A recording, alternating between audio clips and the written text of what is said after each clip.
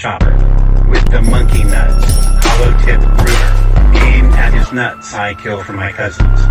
I just shit on him and I ain't デザ even ート white. イン Had him これをですね open wide, grab a 回 leaf してみたいと思います I もち was ろん at Nordstrom. I was at 玉は I was at 安 Bloomie's. 全状 All 態 I です do is kill. このでかくて All 重 I い do 銃 is を drill. 回せるの All か I do is fuck. 回せるん I です signed a deal. Shitting out some facts. Twist 前 that 回 sack. し手前 Drain 回 my し balls. そして All よ over her いしょ back. Big 肩越し投げ chopper with the monkey nuts. Hollow こうい tip うのもね ruler. Aim at his 同 nuts. じよう I に kill で for き my ます cousins. I kill for my cousins. I kill for my cousins. Yo, we're out here. We're out here. We're live. This is Tear Your Hair Out, the show where I prepare for debates that I'm going to be having with very unreasonable people. My name is Kem Regic. Today we're going to be having some conversations about evolution with Andrew, who will be with us very shortly, hopefully. I hope he's not having any technical difficulties. But in the meantime, we're gonna do some housekeeping here. I do have a debate tomorrow, June 3rd, with a gentleman named Robert Gruen, who we've talked about on this channel quite a bit. If you're not familiar with who Robert Gruen is, don't look up his channel. It's not worth your time. Look at the stream clips that I have so graciously cut up and uploaded so that it might be a little bit more digestible, because, man, does Rob have a bad habit of just talking himself in circles. Which a lot of people have found very difficult, to deal with when having conversations with him, which is totally understandable. I have the debate tomorrow at 10 a.m. Eastern Standard Time. What else? I don't know that do I have anything else? Oh yeah, I'm going to be dropping a video on a guy named Tom Askell, who we're going to be looking at here in just a minute. I'm going to do a quick primer on him and his particular worldview, because it's very, very interesting. And I think it gives a lot of insight into sort of the current state of extremism in the public discourse. I was very stupid. Let me tell you why. I was very stupid because I totally forgot. I forgot to post this link to the stream everywhere. I totally forgot. So while I do my social media ritual, what we're going to do is I'm going to present a quick primer on, if I can find it here, Mr. Tom Askell. Now, Tom Askell, I guess as a quick introduction, is a leading senior pastor or some such for Founders Ministry. Founders Ministry has launched this weird educational think tank where they teach you how to be a Christian nationalist. This is a thing that Tom Askell. You'll see that he supports it. But as we're going to go into later, he is very adamant about declaring that he is not a Christian nationalist.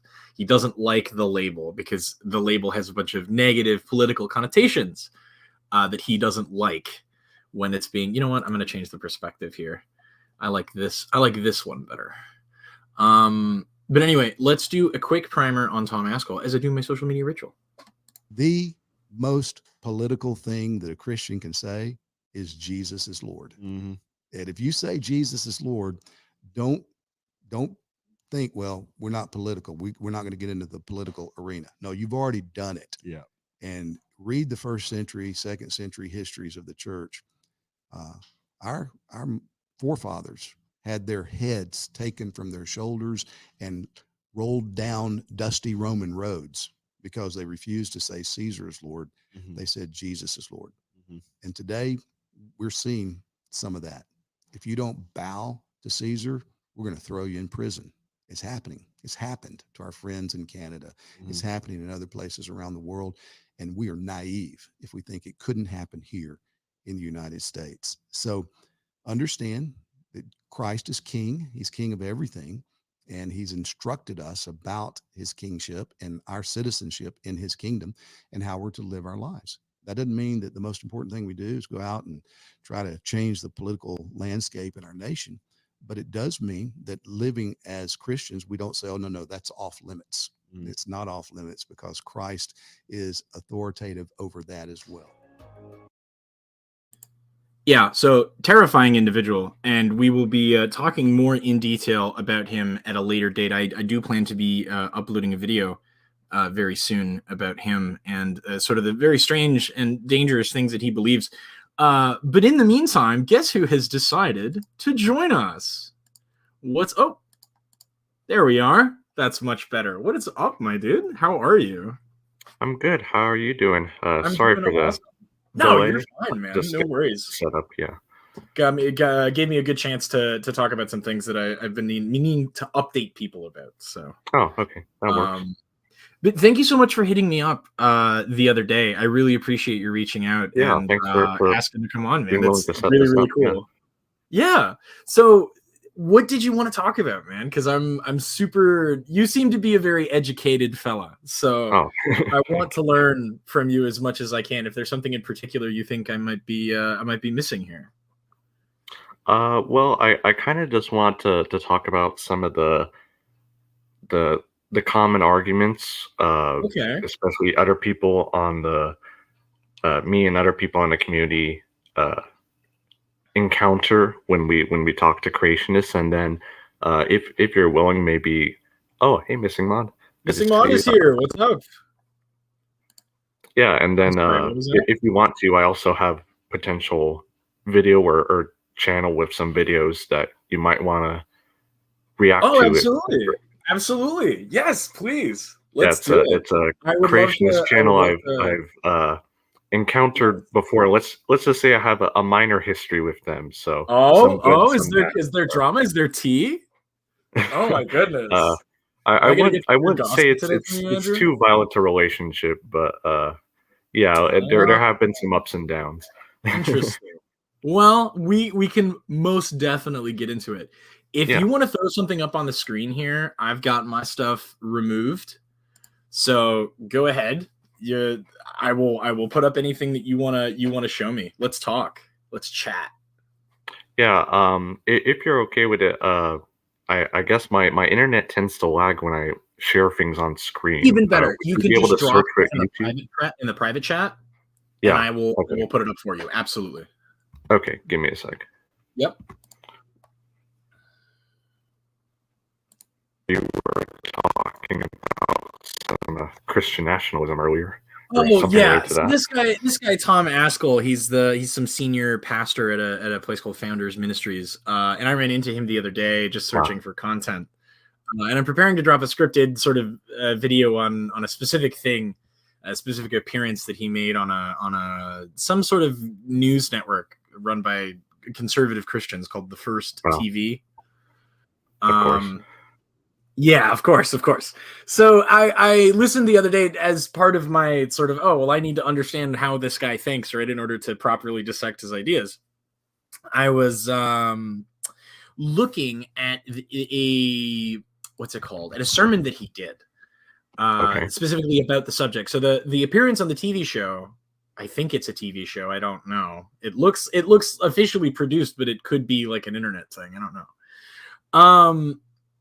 His appearance and his conversation is like a distillation, a compression of this sermon, which is 40, 50 minutes long. I wanted to get into it more in detail because he expands on these ideas way more than he's able to do in, a 5-10 minute TV spot, just this conversation that he has with the host. So I do definitely want to get into it about him at some later point, sort of as a dedicated thing, because his ideas are a little dangerous. I'm weary that people start to mix religion and politics, right? Yeah, I'm of the mind that I'm a religious pluralist in that sense, right? I love people being free to believe what they want. What I don't think people should do is try to push that onto other people, right? And Right. anytime that the religious sphere interacts with the civil service, right, the government, the Right. state, the mechanisms that we use to build societies, it becomes entrenched and it becomes aggressive, right? Oh yeah, So definitely. especially in the United States, and maybe this is an American sort of bias to look at it, because I know that this isn't the case in most of the developed world outside of sort of North and Right. South America. But once religion gets involved, it becomes like super dangerous. Boy, okay, let me look Yeah, at this. it's definitely a bit terrifying state of affairs that we have this year, especially with the, I don't want to get too political, but like with the election business going on now. Yeah, I mean, the election this time around, it doesn't seem to be largely a religious thing, right? Yeah. There is a large religious faction within the GOP, and without sort of getting too nitty gritty about it, I do sometimes worry that these individuals who are motivated by an ulterior agenda, right? Because it's not that you want to elect people into office that you think will do best by the people around you. You are voting them into office because they believe in the right God, right? Yeah. And it just so happens that Tom Askell's sort of definition of God necessarily requires that all civil and corporate institutions sort of be under the dominion of this God. So it's this weird like socio-political primacy that they apply to God, where I don't think it's warranted, especially when you have a religiously pluralist society where you have multiple people from different groups. At least the society, that kind of society of the United States is ideally supposed to be.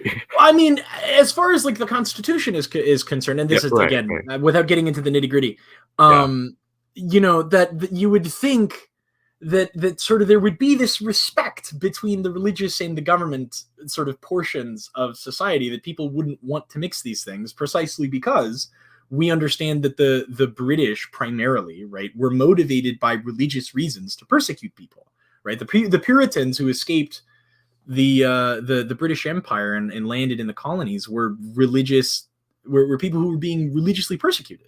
So you would think that you wouldn't want to mix religion and politics, but this guy is like gung ho about it, and I don't think it should stand. But let me. So what is this? Give me a primer here. What am I looking at? Yeah. So you also might want to go back to the beginning. This is just the timestamp I was. Boy. Yeah, like I don't know if we'll be able to cover all of this, but okay. At least cover some parts of it. Who is this Helmut Welke guy? Is that how you say his name? I think I don't know how it pronounces it, but it looks like a decent pronunciation. Yeah, basically he's from what I could tell, he's an industrial engineer, but for some reason, this guy who's the guy to the left, who's the owner of the channel Standing for Truth, who I've interacted with on multiple occasions, for some reason had him on to talk about the fossil record, and I only kind of saw snippets of it, kind of skimming my way through. It's like, okay, what's this whole thing about exactly? And from what I could tell, he made some arguments that really botched a lot of it. So I kind of wanted to okay. And so this guy Standing for Truth, is he? What are the perspectives that we're looking at here? Who's who? Yeah. So Standing for Truth is a younger creationist. Okay. You can tell because he often lets Kent Hovind on. That's one of his he's another Hovindite.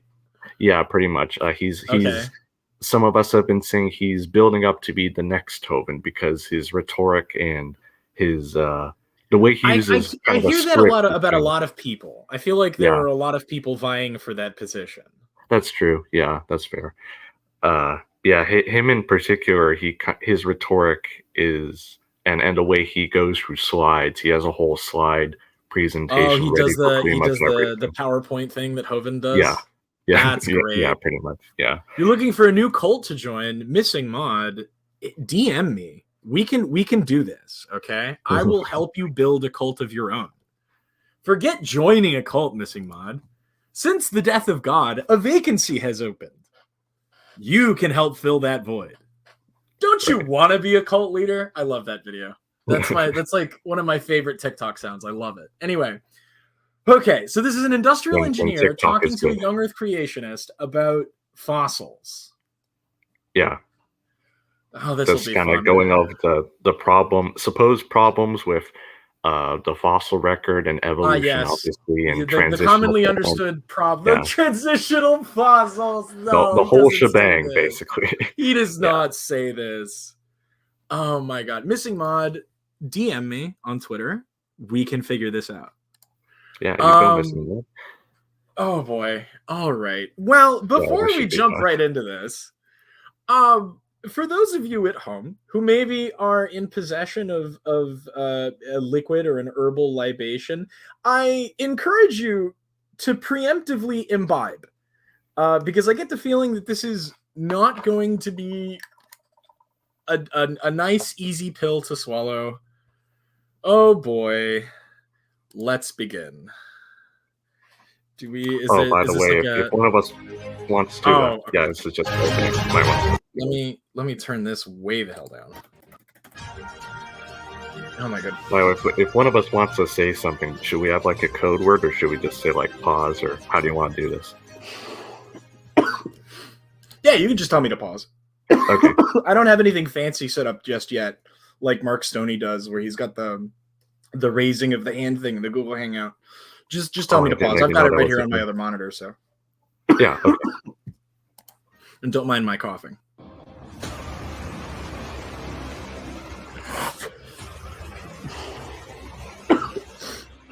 Well, professionally made intro. I like the logo. Aesthetically, the logo is pretty good.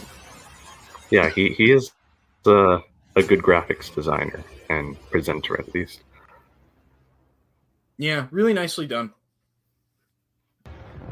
Oh, I'm sorry, missing mod. Unfortunately, me and Mark are very good friends. All right, welcome everybody to Standing for Truth. I can't promise you that I'll be respectful of that trigger for you. Now, on Standing for Truth, we defend the truth of biblical creation. The truth of biblical creation. Okay, all right. Back with me today for an important program. Helmet will be speaking on the fossil record. He will be reviewing he's like many Beetlejuice of missing the mod? famous so-called transitional fossils he suddenly appears. That proponents of evolution look to as evidence for common descent. This isn't Helmet's first time here. His presentations have been a blessing to this ministry, and so please see the description box of this video or the official website. This is good, well-written wordplay. I like this. For links to his previous. Yeah, he's an organized presenter at least. You'll find presentations he's very good. such as aliens, UFOs, and the Bible, and also a presentation that focuses on our ancestors, Adam and Eve. Helmet, as always, I understand how busy you are, and so I really appreciate the time that you. Let me do some digging on this. How you doing today? Good, Donnie. Glad to be here again. Always enjoyed chatting with you. Amen. I love it. I'm looking forward to this Helmet. And so before we get into... Sorry, quick side note. I love that I Google Helmet Welke, and the first result that I get is creationspeakers.org. It's very telling. Presentation that I am excited to see.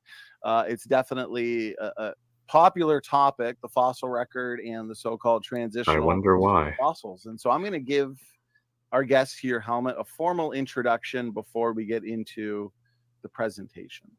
Mr. Welk is a retired engineering manager, having worked in a variety of U.S. and international assignments with a Fortune 100 company. In 2006, he was elected to the board of trustees of an international society serving the industrial and systems engineering profession.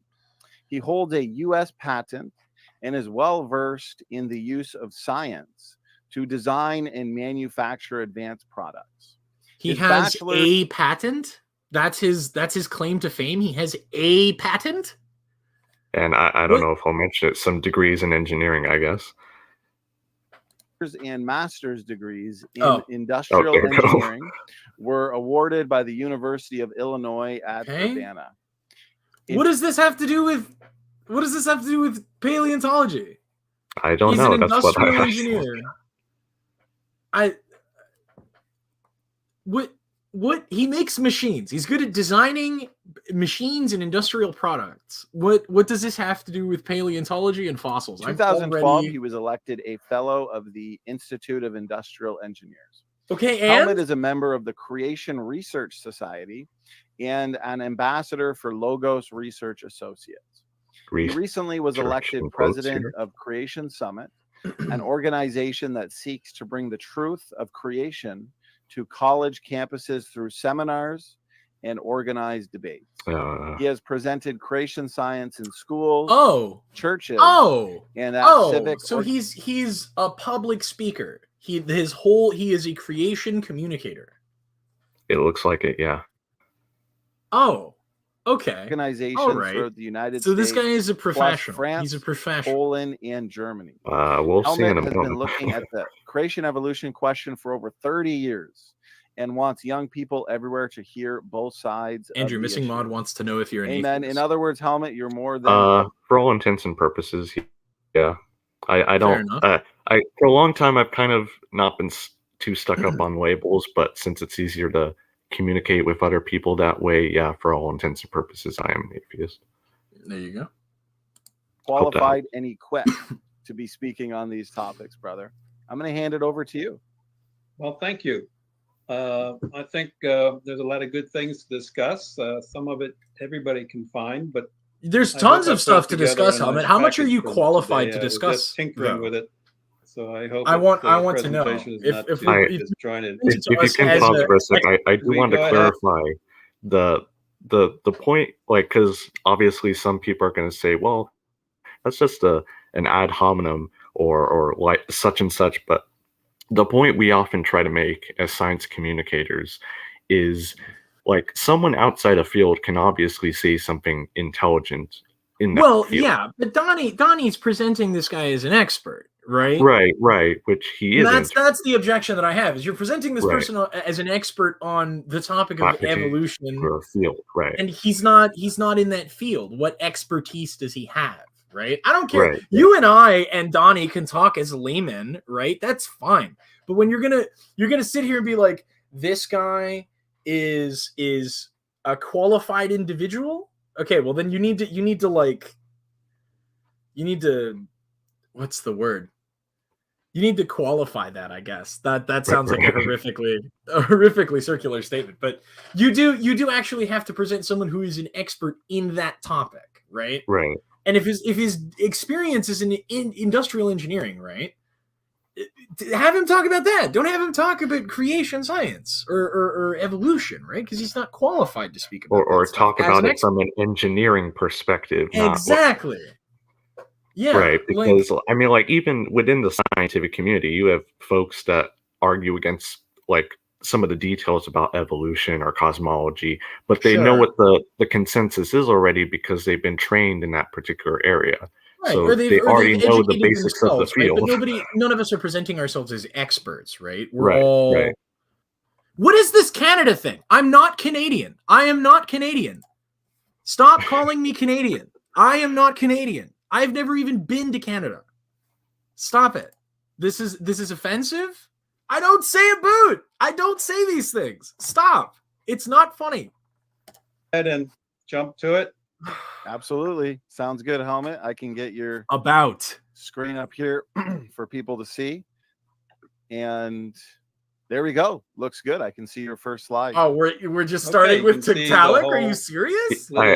I do find it interesting that he started with Tiktaalik because it probably is the most, let's just say, infamous transitional form, but certainly not the only one. So, Tiktaalik and other fossils. I mean, by definition, like another boogeyman. You may remember I've moved to Tennessee in the last 7 months or so. And to say transition implies like there's a beginning and an end point, where realistically that's not really what's happening.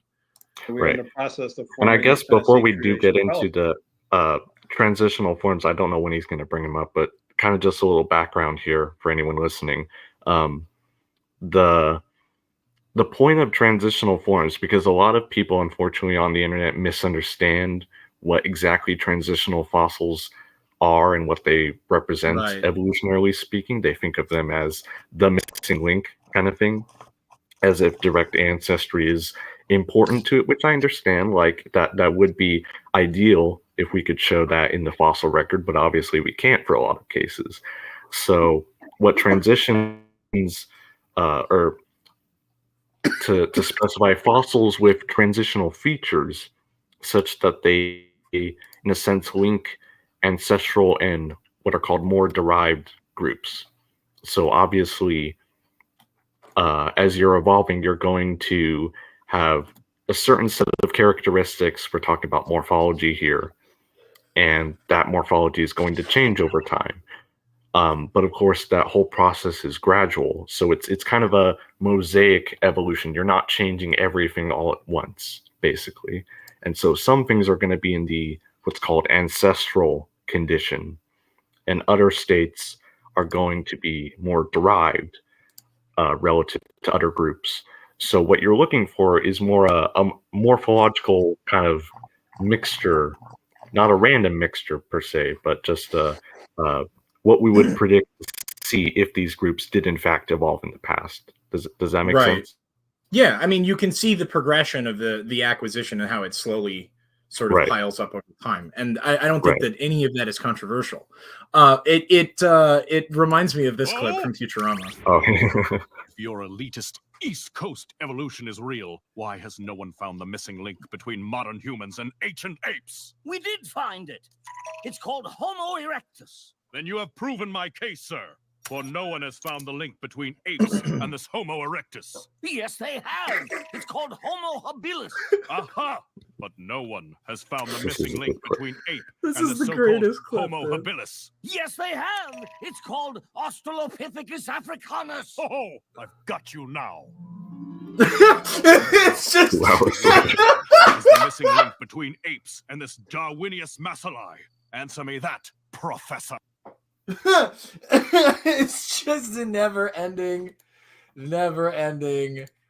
quest of. Which, I mean, it does bring a good point. It's like, if you're going to bring up all these, when they ask us to bring up all these immediate ancestors, like, where does it end? What's the kind of burden of proof here that you're looking for? Yeah, honestly, Jazz, nice to see you in chat. How's it going? But okay, we're starting with Tiktaalik. This will be fun. Just got our website up. Oh, he's using Comic Sans for his name as well. What's wrong with you, anyway, dude? let's get into this. Oh, I didn't even notice that. An interesting quote that came from Scientific American is, okay, let's fix this. There we go.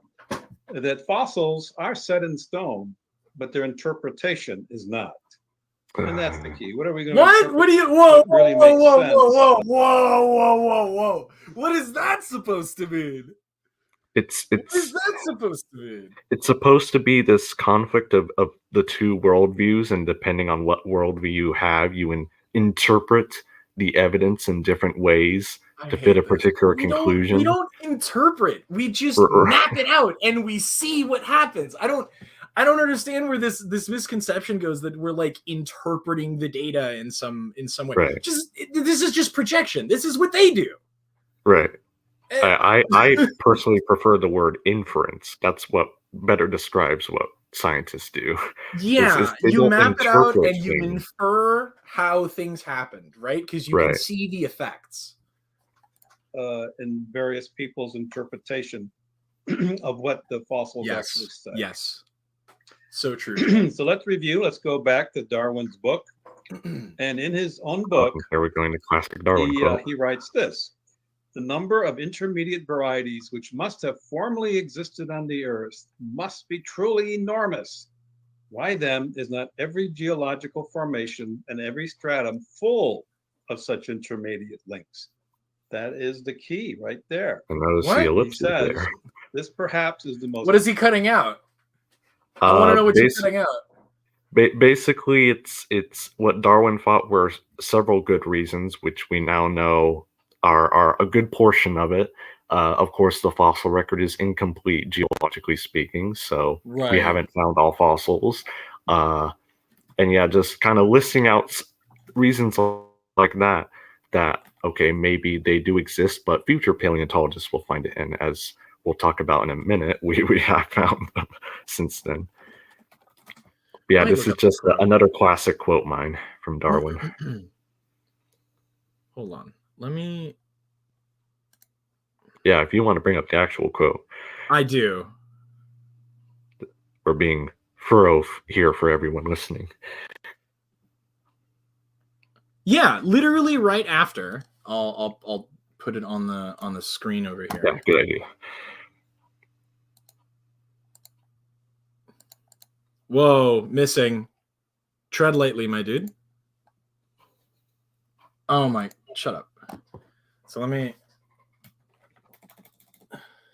There we go. But just in proportion as this process of extermination has acted on an enormous scale, so must the number of intermediate varieties, which have formerly existed, be truly enormous. Why then is not every geological formation and every stratum full of such intermediate links? Geology assuredly does not reveal any such finely graduated organic chain, and this perhaps is the most obvious and serious objection which can be urged against the theory. The explanation lies, as I believe, in the extreme imperfection of the geological record. Wow. Would you look at that? Darwin talking about criticisms and addressing them as he's talking about the subject. Who'd have thought? He was a smart dude after all. Yeah, it's almost like he was intellectually honest and understood that people would object to his ideas. Right. Phantom, what's up, my dude? Hey, Phantom. Good to see you. Obvious and gravest objection which can be urged against Missing Mod, you are not bugging us. I want to not be on YouTube's bad side. So if we start talking about stuff like that in the chat, I don't want to attract the evil eye of Susan. Okay, it's not personal, I promise. Today we have a lot of other new sciences such as microbiology and genetics, but those are other talks that are great objections to his theory. Stop. Missing. I do not say about. I say about. Please stop. I am not Canadian. I abhor this accusation. I love Canadian people. They're great people. I'm just not one of them. But it's quite clear Darwin believed his own story, and he never recanted. He continued to Always Mitch that much. The claim that he got, because people, that society in general, just didn't want to live under the rules of the Bible, particularly in those days. What? Whoa! What? What is any of evolution? Because we all want to be sinners. Hold on. A lot of other new sciences such as microbiology and genetics, but those are other talks that are great objections to his theory. But it's quite clear Darwin believed his own story, and he never recanted. He continued. Whoa, that's an interesting admission. He never recanted. I totally missed that.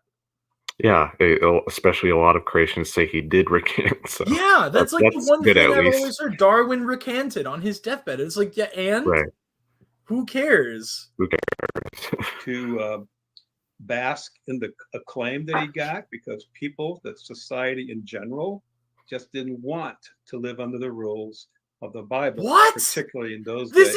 This is an insane accusation. Darwin observing something in nature and drawing a reasonable conclusion. Hey, all of these birds in the Galapagos must be related. Look at how closely they look alike. You know, let's look into the fossil record and see if we can't find branches on a tree here. And then he did. And this is somehow him rejecting, like, what? I mean, it was like, what? I don't want to believe 2 years in God. after Darwin published his book, and they discovered the first fossil of Archaeopteryx, which, of course, he'll go over to here, but some precedent there, I guess. What the hell, dude? Like, this is such a weird thing to accuse him of. Yeah, it's their standard accusation. Probably a little extreme, but still was blamed on the Bible, and he wanted nothing to do with the Bible. He had a lot of other things going on in his life. But in his book, he does admit here that every geological formation should be full of intermediate links. We're not just talking about 1, 2, 3, 4, maybe half a dozen to a dozen examples, all of which today are very controversial. There should be hundreds of thousands of examples of intermediate forms if his theory was true. But he just went on to predict that as we dug into the fossil record, we would find the proof of his theory. Yeah, as our understanding of the fossil record became more complete, we found more things to put on the tree of life. What the hell? Also, this is not what the tree of life looks like. This is ridiculously simplistic.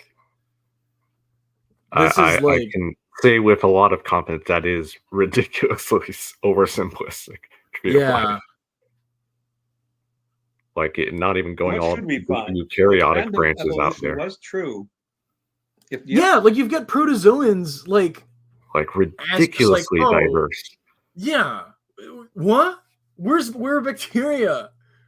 They're not even on there. A simple cell to an invertebrate. Where are mushrooms? Mushrooms aren't here. Why are sponges here? And not mushrooms? Where are the plants? Yeah, where are the plants? Unless this is just eukaryota. Are protozoans eukaryotes? Oh yeah. Okay. Yeah, so maybe eukaryotes are protists, plants, animals, and fungi and everything in between. Okay. What the hell? It's like it's always just a quick side note. It's always weird when they say, or like I know Kent Hovind likes to say this. You believe everything came from an amoeba, right? No. No, because amoeba are modern eukaryotes. They're not this. Yeah, this is the inability to grasp analogies as analogies, right? You think that analogies are the thing itself, or it's the modern amoeba is not at all what. Oh my god! Happened according to Darwin's one tree of life, then we should find lots of. Sorry, one more thing. I do want to note Jazzy's comment here because it's a good comment. Not just actually saying like we worship Darwin is like Darwin got a lot of things wrong. We've found out so much more since his time. Yeah, we've revised a lot of his models. Yeah. No, absolutely. Yeah. A few controversial finds, which we will get into. But this is what should be. This is what Darwin said himself. We should find in the years after his book was published. It's now been 165 years, and so there should be a continuum of fossils. Yeah, that's true. Darwin's just the most infamous name out there. Yeah, well, popularity, first mover advantage, right? Yeah, randomly showing all sorts. To say he's the boogeyman of creation. And of course, you could also ask, why aren't there more transitions alive today if they really existed? And this evolution is an ongoing, slowly moving process. There should be lots of intermediates dead and alive if you really think about it. Now, the alternative, of course, is special creation. That, as it says in Genesis, God created the biblical kinds. And if special creation was true, then we expect to find only fully formed forms of life similar to the variety today, with clear divisions between the classes and phyla as we observe today. And I which we don't see. Maybe this is never mind the fact that you're omitting a bunch of different classifications of animals, right? Like amphibious animals. Right. You're not. And also the dolphin, a mammal that lives in the water and breathes air, right? And yet has clearly like limbs. Hold on. You know, there is some weird variety going on here that would indicate that all of these things are related at some point. Right. You know? Level of classification. You have species, you have genus, and then you have family. So one example of this would be the cat kind. Now notice the creation structure is the basic biblical kinds as created in the Bible. Hey, Helmet. Hey, Helmet. Why can't domestic cats and lions interbreed if they're in the same Behrman? Please explain. Why can lions and tigers only partially hybridize if they're in the same Behrman? Genesis Please for explain. both plants and animals, but we'll look at just mostly the animals today. And there is an orchard. Instead of Darwin's one single tree, the creation orchard concept would say there are many trees in God's orchard, each the original created kind. Is there variation today among the original created? Yes, but they are within strict limits, clear divisions. What are those limits? As we see today. I would like to know. Example, I talked about the cat kind. Like I always thought, what are the mechanistic limits to this variation? And they can never answer. They don't have a model. That's why, because they don't have a model. This is where I feel like I'm it kind appeals of to intuition. I'm gonna give Ken Ham some credit here. I'm gonna give the devil his due. At the very least, the Ham model has complete taxonomy. You have in the Creation Museum. I watched the video that Erica did about it. Oh, nice. All of the species, all of the different groups, they make an attempt. Yeah. To list it all out, to demonstrate how they are classifying these things. That's true. They have to do some weird shit, like invent pongids, right? But at the very least, they have a model, or something that looks like a model. Yeah. In a loose sense, at least. Yeah. Or here's what I find interesting. See that guy at the bottom? That's not even a cat. That's a creodont. I think it's a hyenodont from like, it's not even related to cats or felids. Why are you putting it there? Wow. We could have a pair of originally Missing Mod. So respectfully, nothing that I understand as reality needs to be taken on faith. None of it. Please produce the thing I have faith in. Created cat kinds, and we do have some fossils and artistic renditions of what I require no faith to do that. I look at the world, notice that none of it looks created, and then I don't have to assume that it was created. That's it. To clarify, Phantom here. So yeah, hyenas. The family of hyenas is within feliforms, so it is closely related to cats. But hyenodonts is kind of a misnomer name anyway. They're not related to modern carnivores, as far as I know, or they're a side branch basically. So they're not specifically related to cats, if that makes sense. Missing Mod. You can just accuse me of being a liar. That's fine. You're showing yourself to be disingenuous and intellectually dishonest, and it shows that you don't actually want to have a conversation about this. If you want to have a conversation and you want to come on here and talk, DM me on Twitter. I will send you a link to the StreamYard. I'm not going to keep arguing with you if this is what you're going to do. You would only need 2 of these in creation, and then coming off the Ark of Noah, and they, over the centuries, and it happens fast, we know today, you can get within the one cat kind tree, God's orchard, like we barely have variation speciation beginning today. They're all cats. For example, the cat kinds descendants that went south, some of them became lions and cheetahs. Others that went east became tigers. What? And then, of course, we know the Egyptians domesticated cats to what we have today as a common house cat.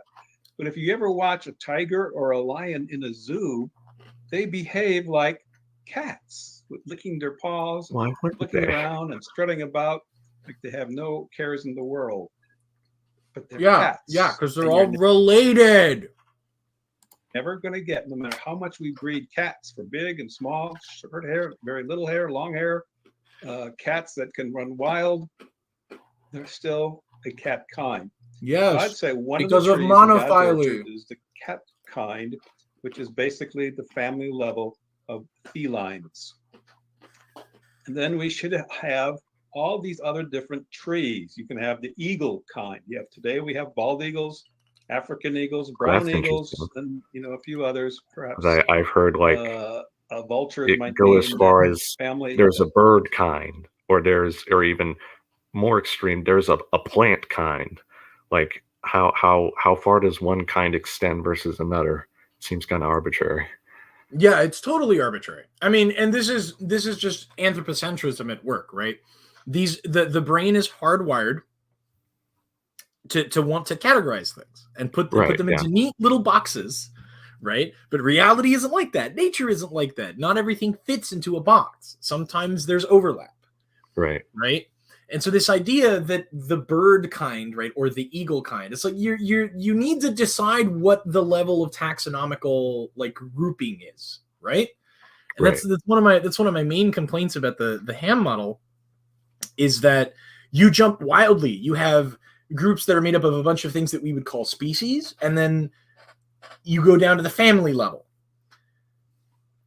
So simultaneously, the list is too big and too small. You're creating new problems with each other. Or sorry, you're creating new problems with your explanation. You're asking more questions than you're answering. And anyway, that's kind of why we went away from Linnaean taxonomy anyway, because the ranks he developed were kind of, I guess, not completely arbitrary. Like there obviously are hierarchical classifications. Right. But there isn't like a strict definition of family in the same way there is like species or genus. So that's why we use cladistics now instead of Linnaean ranks, basically. Yeah. And that's the kind of stuff that this is a working model, right? This is a thing that we can use to observe nature and make predictions. And they don't have this. They don't have a model.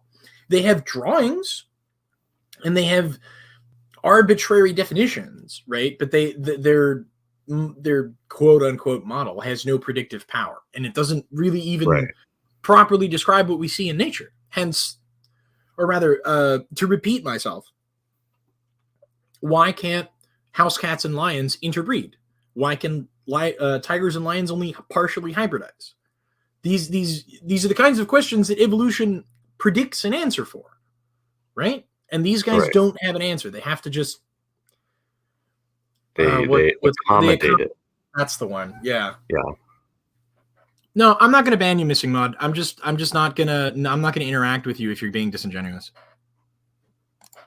It's something that's being researched even today by the Creation Research Society. What is the biblical kind? But you have multiple trees. And do we have evidence of multiple trees in God's creation orchard? Or does it look like everything came from one single cell in a single tree of life, as Darwin predicted and taught? And people have been teaching that idea ever since. So Darwin knew there was an absence of transitional forms. That's why he asked that question. Why aren't they everywhere? A question that he immediately answers. A question that he immediately answers in the next fucking sentence. Holy shit. Let's jump 85 years later, 1944, at least that's when this was published. A world-class evolutionary paleontologist, Dr. Simpson, said, this regular absence of transitional forms is not confined to mammals, but is an almost universal phenomenon, as long as been noted by paleontologists. It's true of almost all orders, of all classes of animals, both vertebrate and invertebrate. Alphatori, it's also true of the classes. Yes, because the fossil record is incomplete and imperfect. We have an imperfect understanding of the history. We are working with also willing to bet, like the Gould, Stephen Jay Gould quote he's going to mention in a sec, obviously, that Simpson here was talking about species to species transitions and not the numerous major transitions that we found since he probably made this quote. So, I mean, even then, look, it's from 1944. War wasn't even over. Oh my God. You know, I was watching that series that Jackson Weed and Peter produced. Looking over that Jehovah's Witness book that talks about the evolution lies, right, that they're teaching in school. And that thing was published, I think, in the 60s and based on sources from the 50s. Oh, okay. Literally nothing's changed. Nope. There is nothing new under the sun. Your I mean, animal phyla people is have to apparently understand true how of many rapidly categories the of field of life. paleontology has progressed in So, the last few 85 decades. years Like, we later, found so not much. much. No. Dude, every field of study. As Yeah, technology gets better, our understanding of nature and reality gets better. that's true. Yeah. We're missing those transitions. Now let's go to 100 years, 9 years after Darwin's book, 1968. Dr. West from Kansas State University wrote, contrary to what most scientists write, the fossil record does not support Darwinian theory of evolution because it is this theory, and there are several, which we use to interpret the fossil record. By doing so, we are guilty of circular reasoning if we then say the fossil I record feel like supports this guy was a theory. So philosopher. you may have a I'm few not bones. sure. It's the wording here What? doesn't sound like a paleontologist. The fossil record does not support. Oh, this is we date the fossil by the rock and the rock by the fossil, right? Yeah, Oh my god. this is wrong.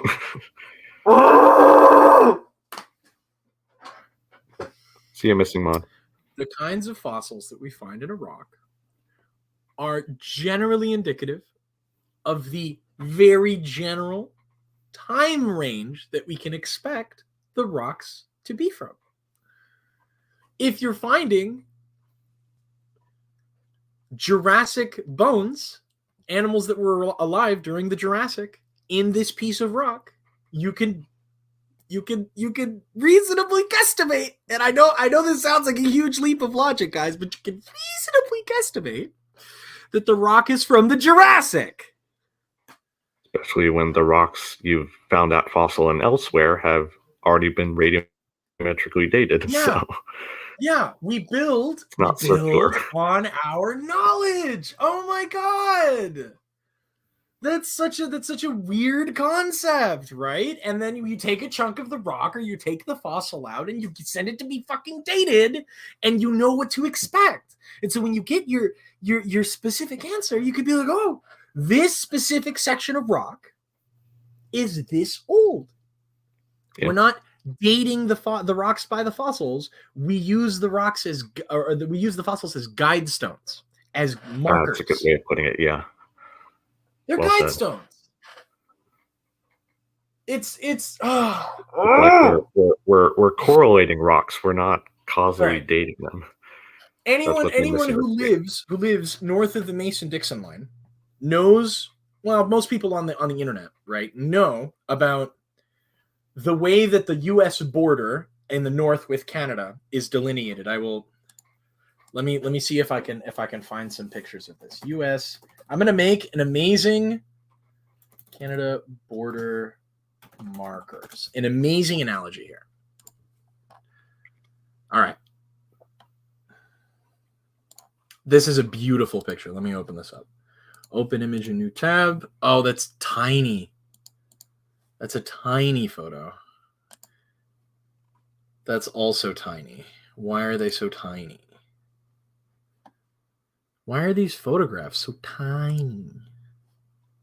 There we go. Yeah, this is a good one. Bingo. Present, share screen. All right. Here's a fantastic example. The fossil is the marker. This is your guide stone. It tells you about where you are. Okay? You want to know exactly where you are? You go to Google Maps and you use GPS satellite technology to look exactly where you are. Right? But if you know that you're at one of these markers, you know not exactly, but approximately where you are. Right? They're guides. Guide stones. They're not. Yep. I think it's a good analogy. It's just wow.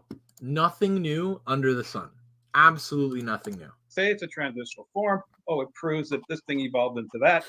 It's true. No, that's not what we're trying to do. It's true, and you're just trying to fill in some gaps. And often there's a lot more imagination than there is in the fragments of the bones. And I'll give you some examples of that later on.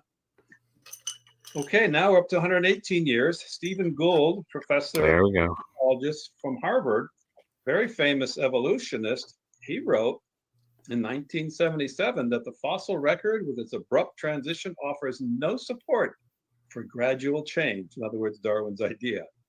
But all paleontologists know that the fossil record contains precious little in the way of intermediate forms. Transitions between major groups are characteristically abrupt.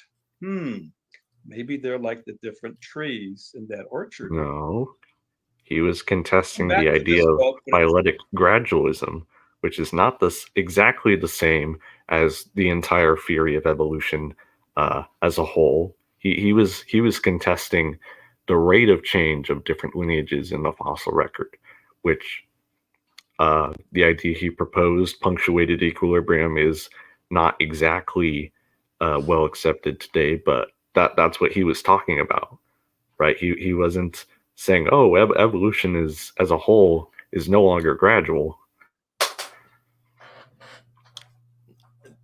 I've never heard that. I've never heard of this Gould guy. He was a well-known he was a popular paleontologist. He was good at science popularization. So another communicator. I think he died a few decades ago. Yeah. Wow. Unfortunately. Yeah. Again, this focus on transitional implies that number one, that there's a beginning and an end, and that the movement from beginning to end can be measured in like delineated steps, right? Right. It's like a linear progression. Yeah, which is not at all what's going on. Right. That's why it's kind of a misnomer anyway. Anthropocentrism. This is you are trying to fit this concept into neat human mental boxes, and that's just not how nature works. Which is why I kind of agree with some people that instead of saying transitional forms or the ancestral forms, we should be talking about their features, because those are what we're really measuring here and what we're really kind of look at their physiognomy, man. Look at their anatomy. Right. Look at the phenotypical externalities of the genome. Right. Look at how the genome presents itself. It's going to be worth repeating, because Dr. Gould admitted he seemed to be one of the most honest scientists, even though he had a strong belief in evolution. Well, of course, your guy was a true scientist, right? You're poisoning the well. Transitional forms in the fossil record persists as the trade secret of paleontology. The evolutionary trees that adorn our textbooks have data on the tips and nodes to rest as inference, however reasonable, but not the evidence of fossils.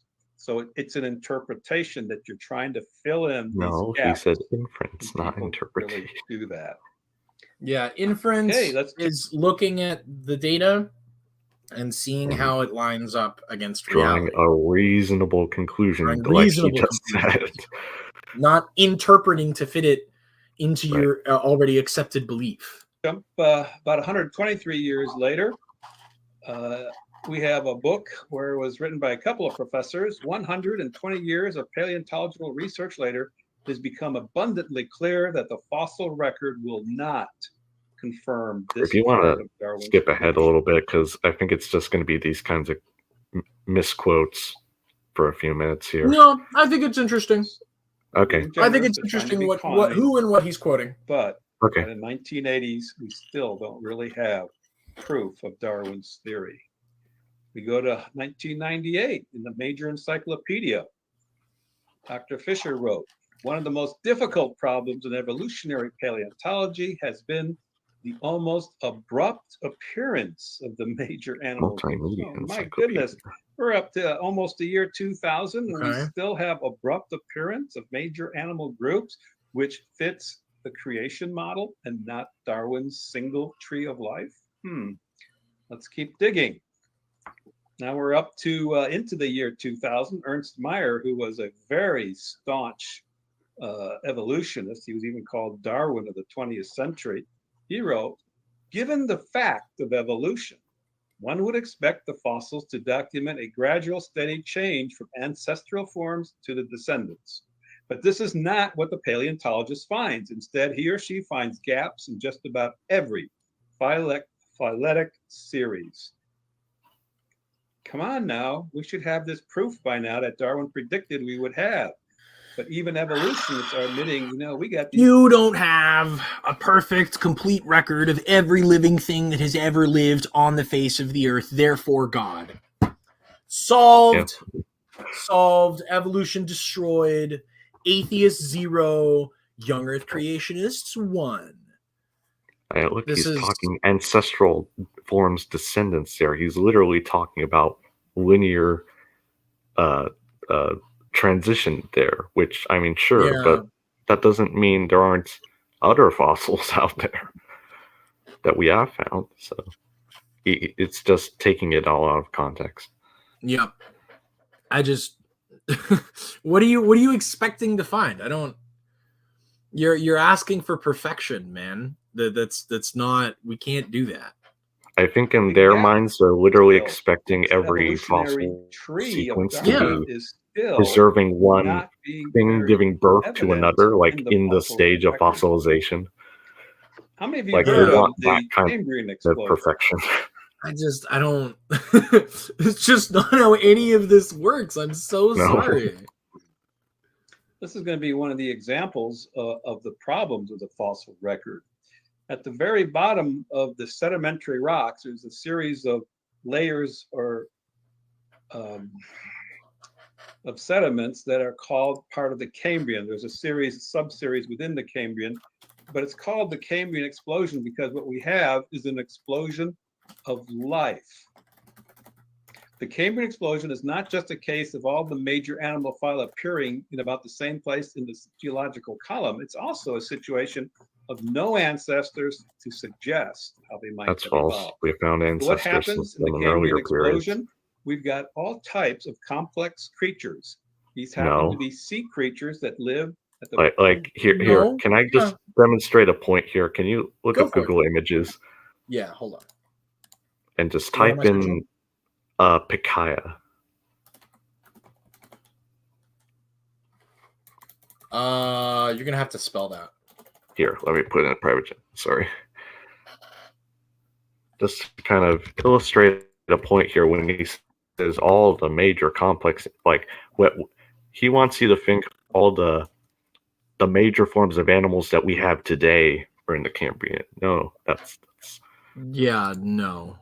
There were no reptiles, there were no birds, there were no plants on land of any kind, and the animal that I want to show here is what all those chordates now derived from, and that's the only chordates we find in the Cambrian, the representative of that group. What the heck? Yeah, if you want to show that on screen.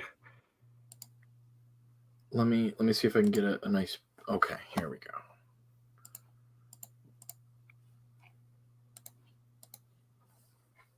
This is zoom in a little bit. Nope. The representative of chordata in the Cambrian. This is a little worm-like animal. Oh. That's what all modern chordates, or something very like it, what all modern chordates are derived from.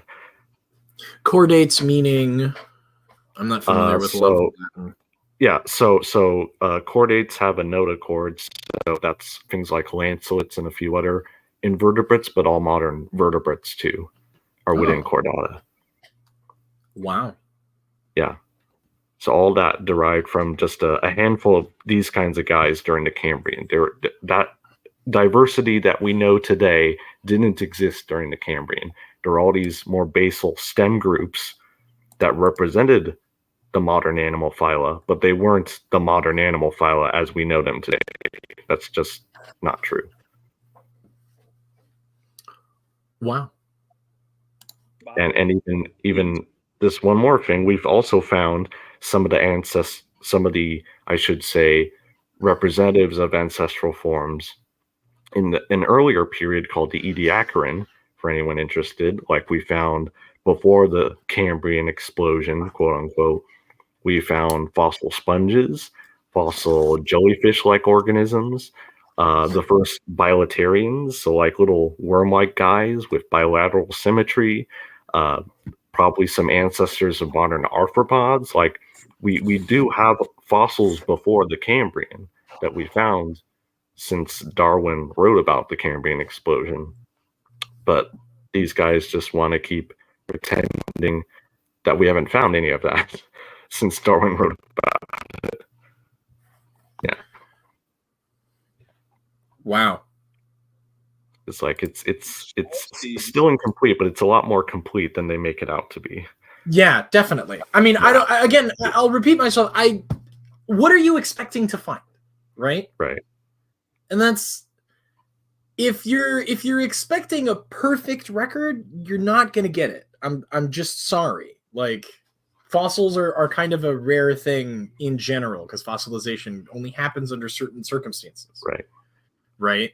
So the only reason we have as many fossils as we do today is due to the sheer amount of time and the sheer amount of organisms that have lived on this planet. Yeah. Again, there's 3.6 billion years of life existing in one way or another. We are just the most recent, most advanced life form currently. Right. Yeah, exactly. But they are very representative of the major animal phyla that we have today. No. And they just appear in this series of sedimentary rocks. These sedimentary rocks are the first ones sitting on the igneous and I don't know anything about geology. You have an objection to this? Well, that's the other thing. What he's saying about, these are the bottommost sedimentary layers. No, we have sedimentary layers before this too. They're not all. They want to make it out to be so that it's this igneous basement layer that they think was pre-flood, and then all the sediments were flood layers, and then now we have all the modern few thousand years since then. But no, we have sedimentary rock layers before the Cambrian. He's just lying here. Oh, well. Sorry, I have to address something. Missing Mod, I am not hurt genuinely by anything you say to me. It's not that I'm like, when I say I'm genuinely offended, I mean I'm terrible at this. I say shit I don't mean. I am not actually offended. Like I don't hate you as a person for having called me Canadian. I just think you're being disingenuous when you say that I'm lying to myself about the lack of faith that I have. Because you're making prescriptions about what I think as if you know my thoughts better than me. No, Jazz is correct about everything you're saying, about everything you're doing. I agree with Jazz. I'm disagreeing with you. Anyway, we continue. Called the original rocks of creation, as if they were part of a flood event, and the first things to be buried are things that lived in the ocean near the edge of the continents. But you've got a whole lot of things. You've got your trilobites over there on the right-hand side of the screens. These are not just simple forms of life, which people thought maybe that's all they were 100 years ago. Nothing with a backbone. They were just simple. But now we know these are complex creatures. And how do they even build shells? There's a whole mystery about that. It's not that difficult. The artisticness. It's called biomineralization. Very creative colorings and things. But it's really interesting are the eyes. These eyes are very complex. Trilobites is just one of the most complex, but they're all already there. They're already functioning. And that's why they say it's an explosion of life, because in the rocks below this, you have no fossils. Whoa! No Precambrian fossils? What? Nope. What are you talking about? What do you mean? What? Like, anyone can Google Ediacara Hills and look up all the fossils we found in that location alone that are Precambrian. Yeah, stromatolites.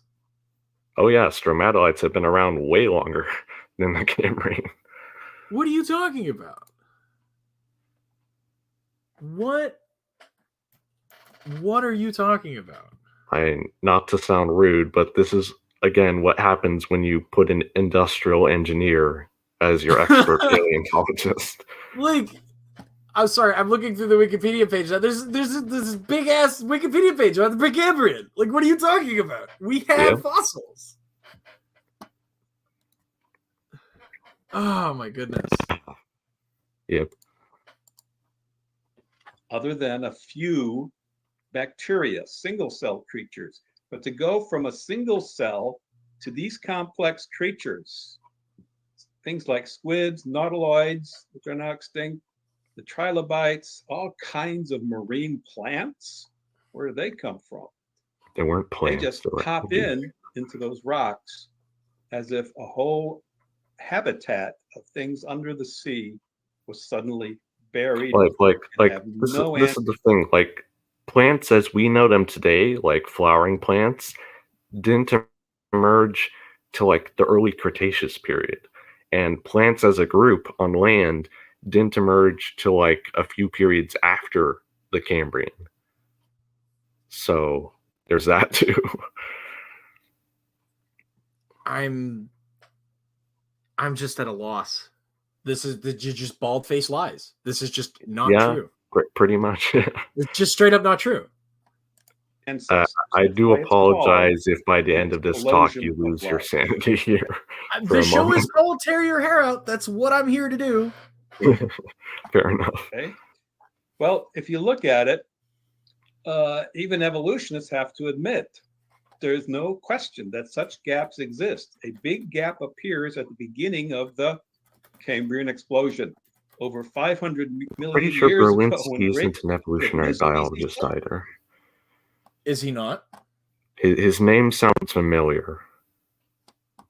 I think he did like some back of the envelope calculations to show that evolution couldn't occur or something like that through mutations. So his name sounds familiar. I feel like he's probably a creationist. Berlinski. He's a mathematician. Oh. He is an opponent of evolution. He is not an evolutionist. He's not an evolutionist. What? Surprise, surprise. It appeared in the fossil record.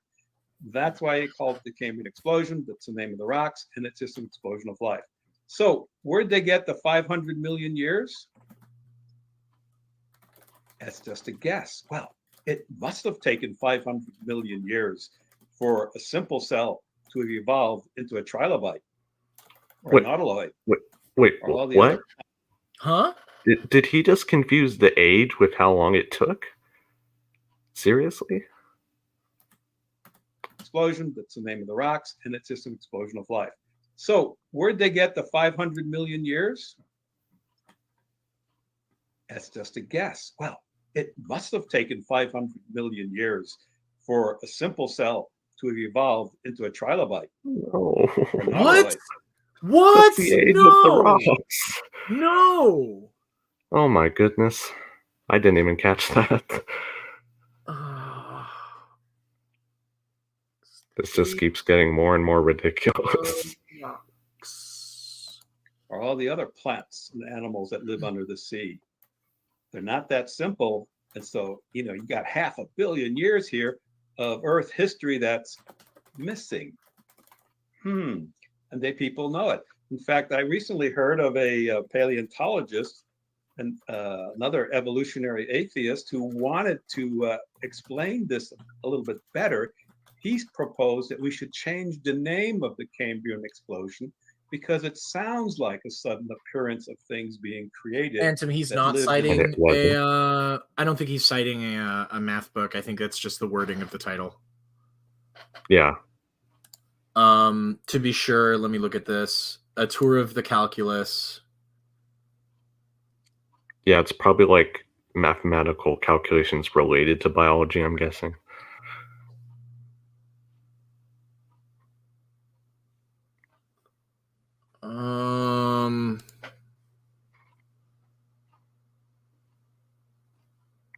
I'm trying to look up information about the book. It's a little...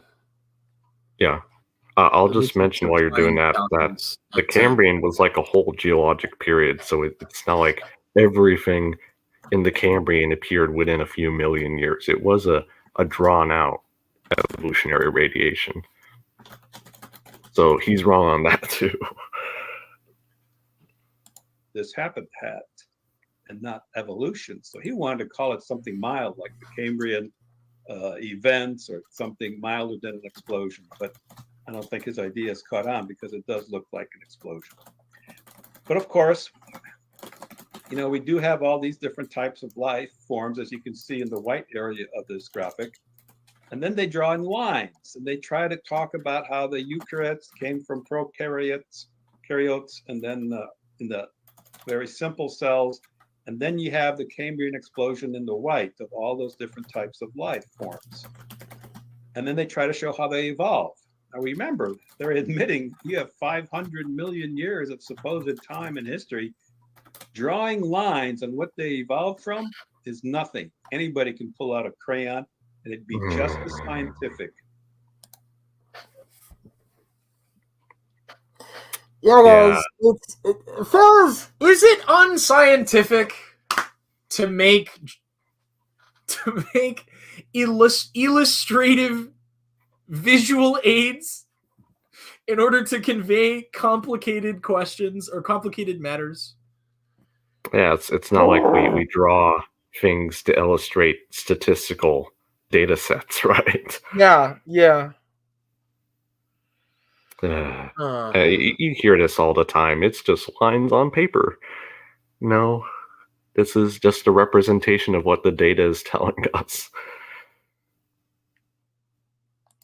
This does not prove evolution, but this is what college students in their first years of studying evolutionary biology are taught, because we are interpreting what we see according to a theory that we already believe. No. When you map out the data, it corresponds with what we already know, with what we already observe. It gives us a better understanding of what we already know. My God, this is just... Here is actual picture of the Great Unconformity. The Great Unconformity is easily seen in the Grand Canyon. It's also been identified in Wisconsin and in Europe and Israel. What? What it is, it's the actual border of the granite type of rocks, the creation rocks, your igneous rocks. The rocks then look at before the them, horizontal too. sweep of the sedimentary rocks just above Mr. Vale's hand there. You can see how it looks like maybe this was the beginning of the flood sediments with all that mud. No, again, what? It's not like there's granite and then sediment on top of that. There's sediment below that too. Ay. I don't know enough about geology to properly understand what is even being said here. But the idea that you can just like call it planned and that's what it is kind of weird. Nothing we observe in nature. Nothing we observe in nature. Like, this is the thing that pisses me off. This is the one creation event, right? As if God just did the thing the one time and then stepped the fuck back and never did it ever again, right? And so we have no other basis to judge what a created thing would look like. There is no distinction between created things and not created things. Well, the most they do is compare it to analogy to human designs. Mr. But Munn, you are allowed to come on here. DM me on Twitter. I will send you the link. I'm not posting the link in the chat. I don't do that. I hosted a creationist on here. I've hosted Christians on here. Yeah. I not a problem. Just contact me directly for the link because I'm not posting it in chat. The internet is too dangerous for that now. If you want to email me, I think Peter's giving you my email. And if you want my email, I will drop it in chat. Email me if you want a link. Happening. but it just comes and planes the original, what we would call creation rocks, just planes it smooth. And there are places where you can see that these are granite underneath. So what we think, we're pretty sure caused this great unconformity is an event called snowball Earth. So the sediments were already there, so they had already been laid down, but they were eroded away as huge glaciers moved across the continents. And we're not just throwing this out there just to rescue our evolutionary theory or like that. We have what are called glacial tills and drop stones. So if you think the glacier moving over the continent, picking up rocks as it slowly inches its way over the continent and ripping up these rocks. And then as it reaches the sea, you can think of like icebergs melting, for example. And this whole load of sediment and boulders or larger rocks will fall down to the bottom and get dropped in the middle of other sediments on the seafloor, and that's why we call them drop stones. So we know that these major glaciation events happened in the past, and we're pretty sure that's where all this sediments from this unconformity came from, as far as I know. Yeah, that is fascinating. Yeah, it's not just the one series of ice ages from the past few million years. There have been multiple, in fact, glaciations throughout Earth's history. So isn't that fascinating? Yeah, I should do more reading into geology. It's super interesting. Yeah, it's the one thing I'm generally like, it goes over my head. I like. If you want to, after our chat, I can recommend some videos for you if you're interested. Please. Oh my goodness. I mean, you can drop them in the private chat, or if you want to talk about them. If you want to plug people you think are worth listening to our audience here. Yeah, it's not a channel with their own videos, I think, but they link some older vintage videos, but I think they do a pretty good job of explaining the basics of like sedimentary rocks and metamorphism. I find them super helpful, at least. Here, I'll put the name in the private chat if you're interested. Yes, please. Okay, let's see. Oh wait, hold on. Sorry, that's the wrong name. Hold on. Oh. Sorry, I think it's this. Something generally like that. I forget the exact name. Science Doc X. Aha. And yeah, they have just a bunch of basic geology vids from like Encyclopedia Britannica films and stuff, which are super interesting. Hell yeah. Super helpful. Oh, dude. Let's watch some of this, actually. If it's that old, it's probably all in the public domain anyway. So I don't have to worry about getting copy striked for it. Very cool. Let's see. Let me find a good one. Yeah, what are you guys even talking about in the chat? I'm not sure. Yeah, Missing Mod. Chaz is somebody I know in the real life, in brick space. They're like a sibling to me. Why do you care? Why does it matter? Let's see. Before we do go to those videos, though, do you mind if we finish at least his presentation here? Yes. Just kind of cover everything, because they do a Q&A section afterwards, and I don't really care about right that. away. Okay. It's smooth. So you could put your hand on the great unconformity, and that's the actual name for it, because it doesn't conform to the story.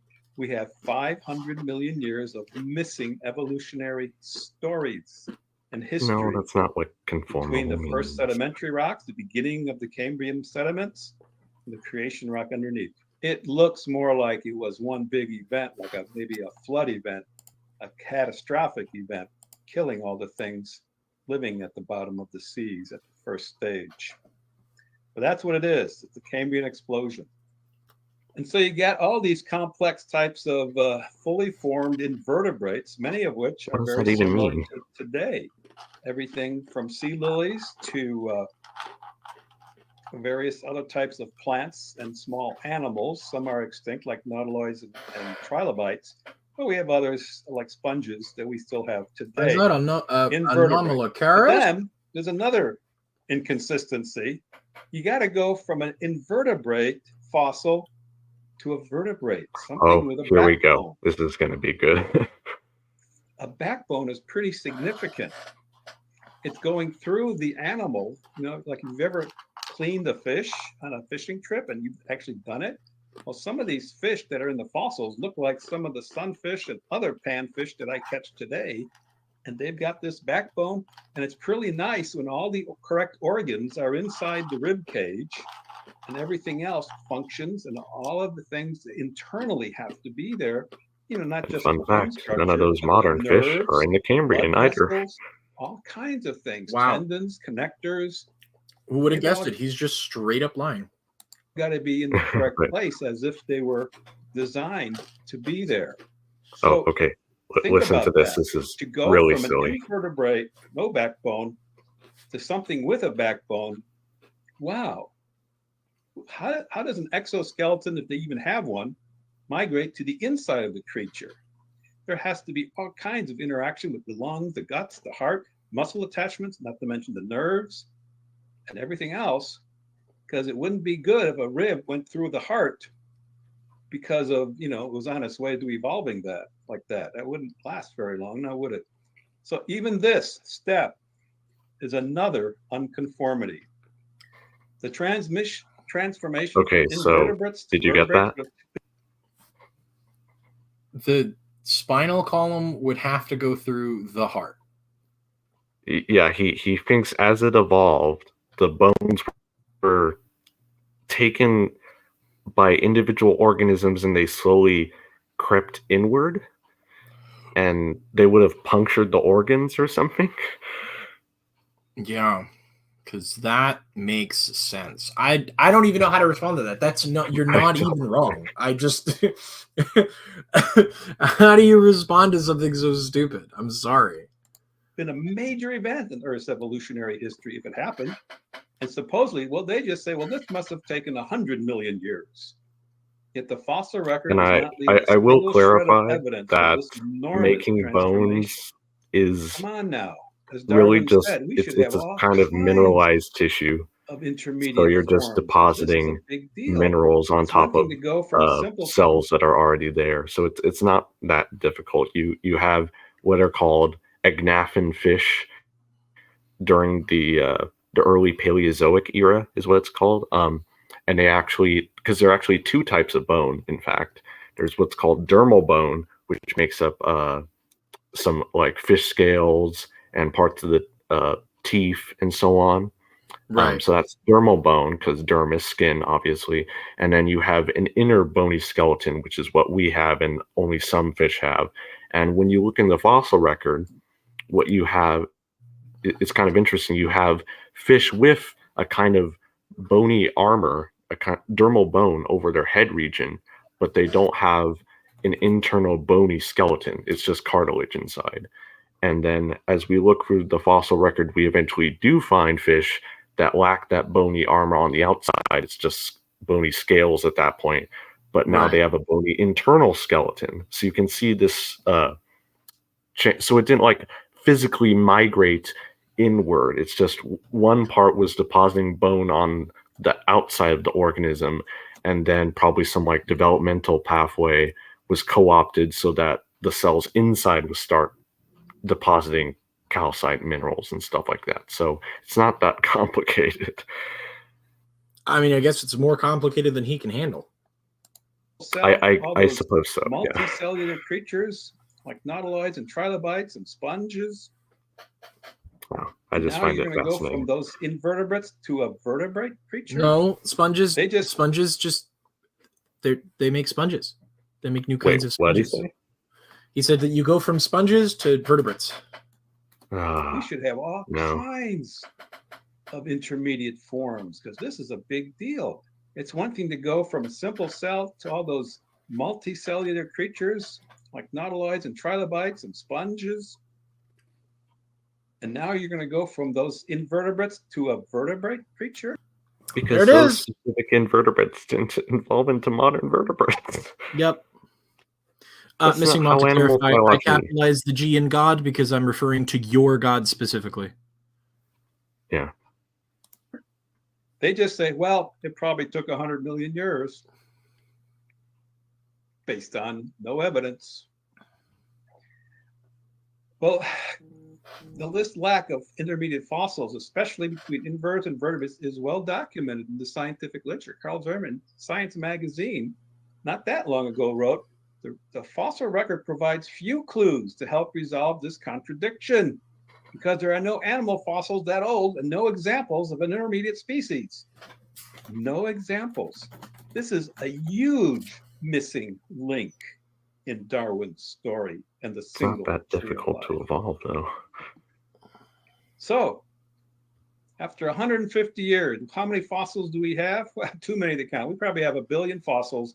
People are finding them. And 99% of the time, they're simply the same thing what we've already found and been cataloged. In all the museums, universities, and collections around the world, we've got probably 250 million cataloged fossils. It ought to be enough to see the big picture if Darwin's story was right.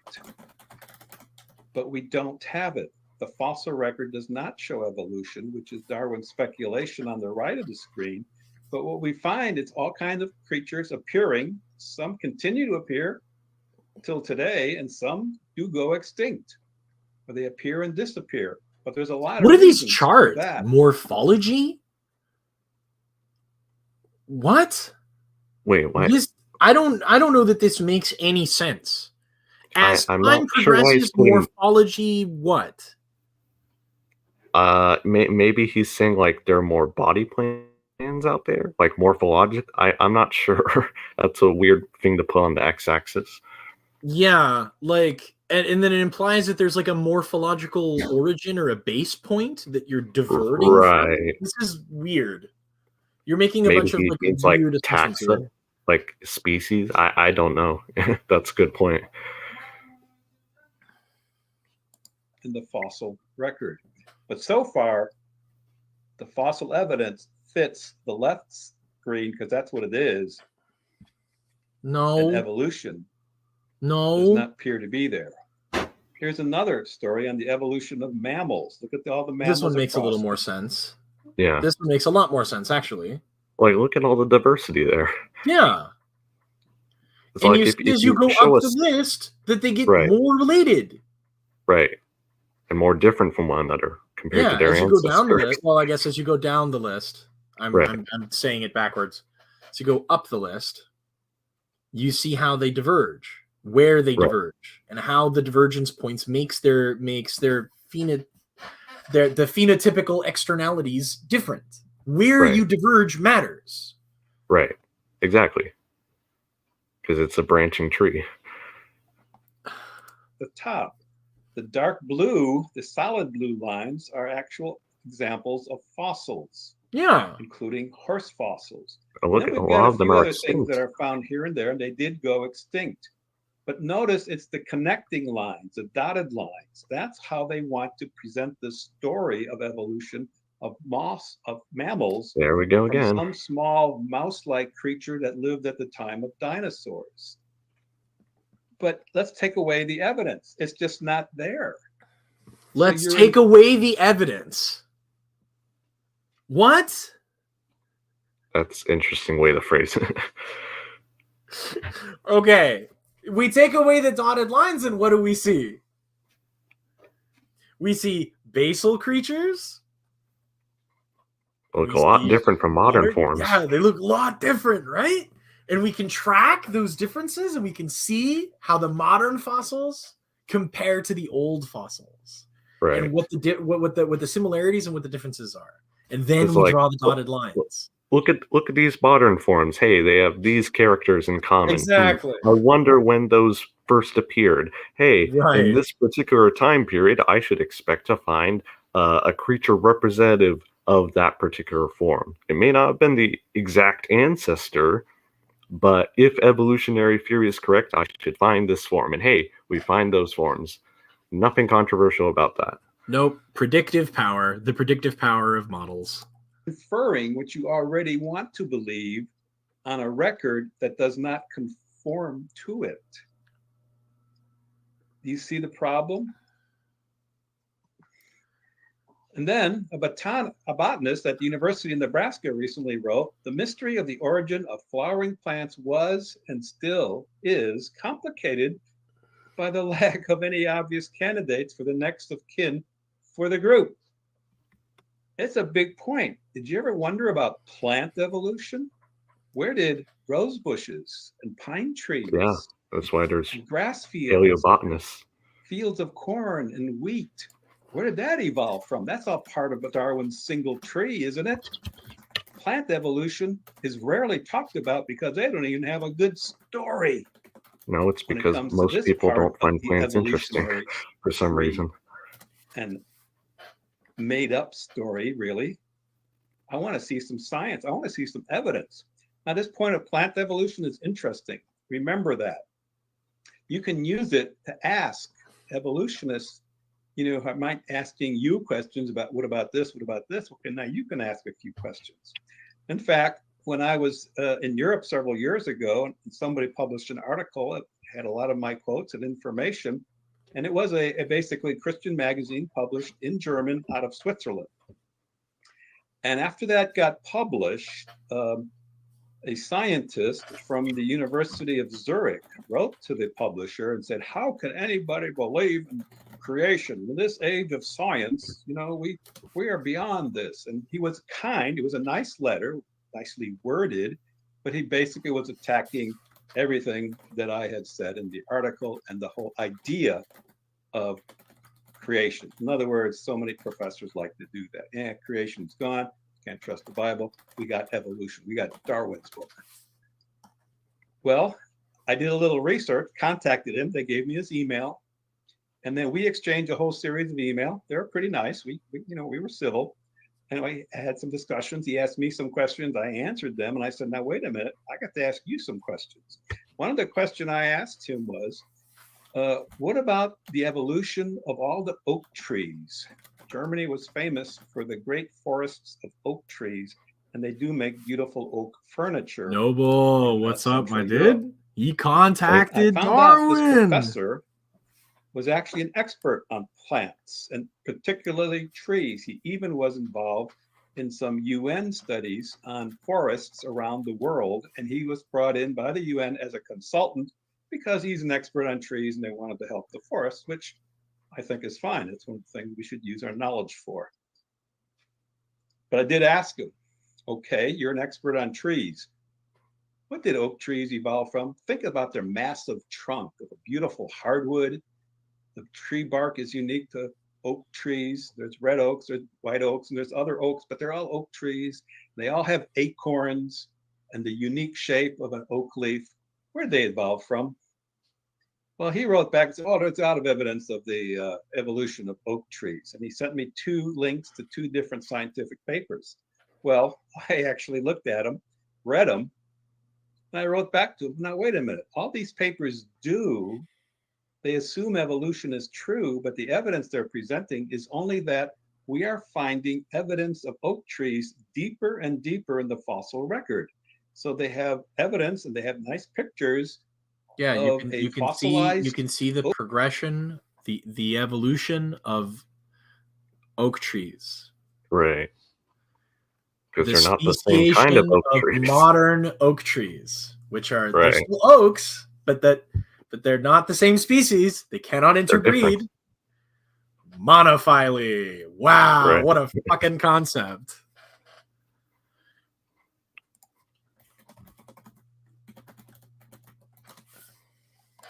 Funny enough, the leaf and acorns, obviously. The what? Sorry. Oh, as this random fun fact. Funny enough, the acorns themselves are basically a hard fruit, so that's not too difficult to evolve either, I would imagine. There you go. Oak trees, they're just nuts. But they're finding them deeper in the record. But they're still oak trees. I know a couple of nuts. I'm debating one tomorrow. So I pointed that out to him. I read your papers, these ideas. There's nothing about evolution of the oak trees, what they evolved from. Well, he tried to muddle the words a little bit, and I said, no, I drove back home. What did oak trees evolve from? Give me the transitional form. You're an expert. From oak trees. Finally, he wrote back and said, well, we think oak trees evolved from green algae.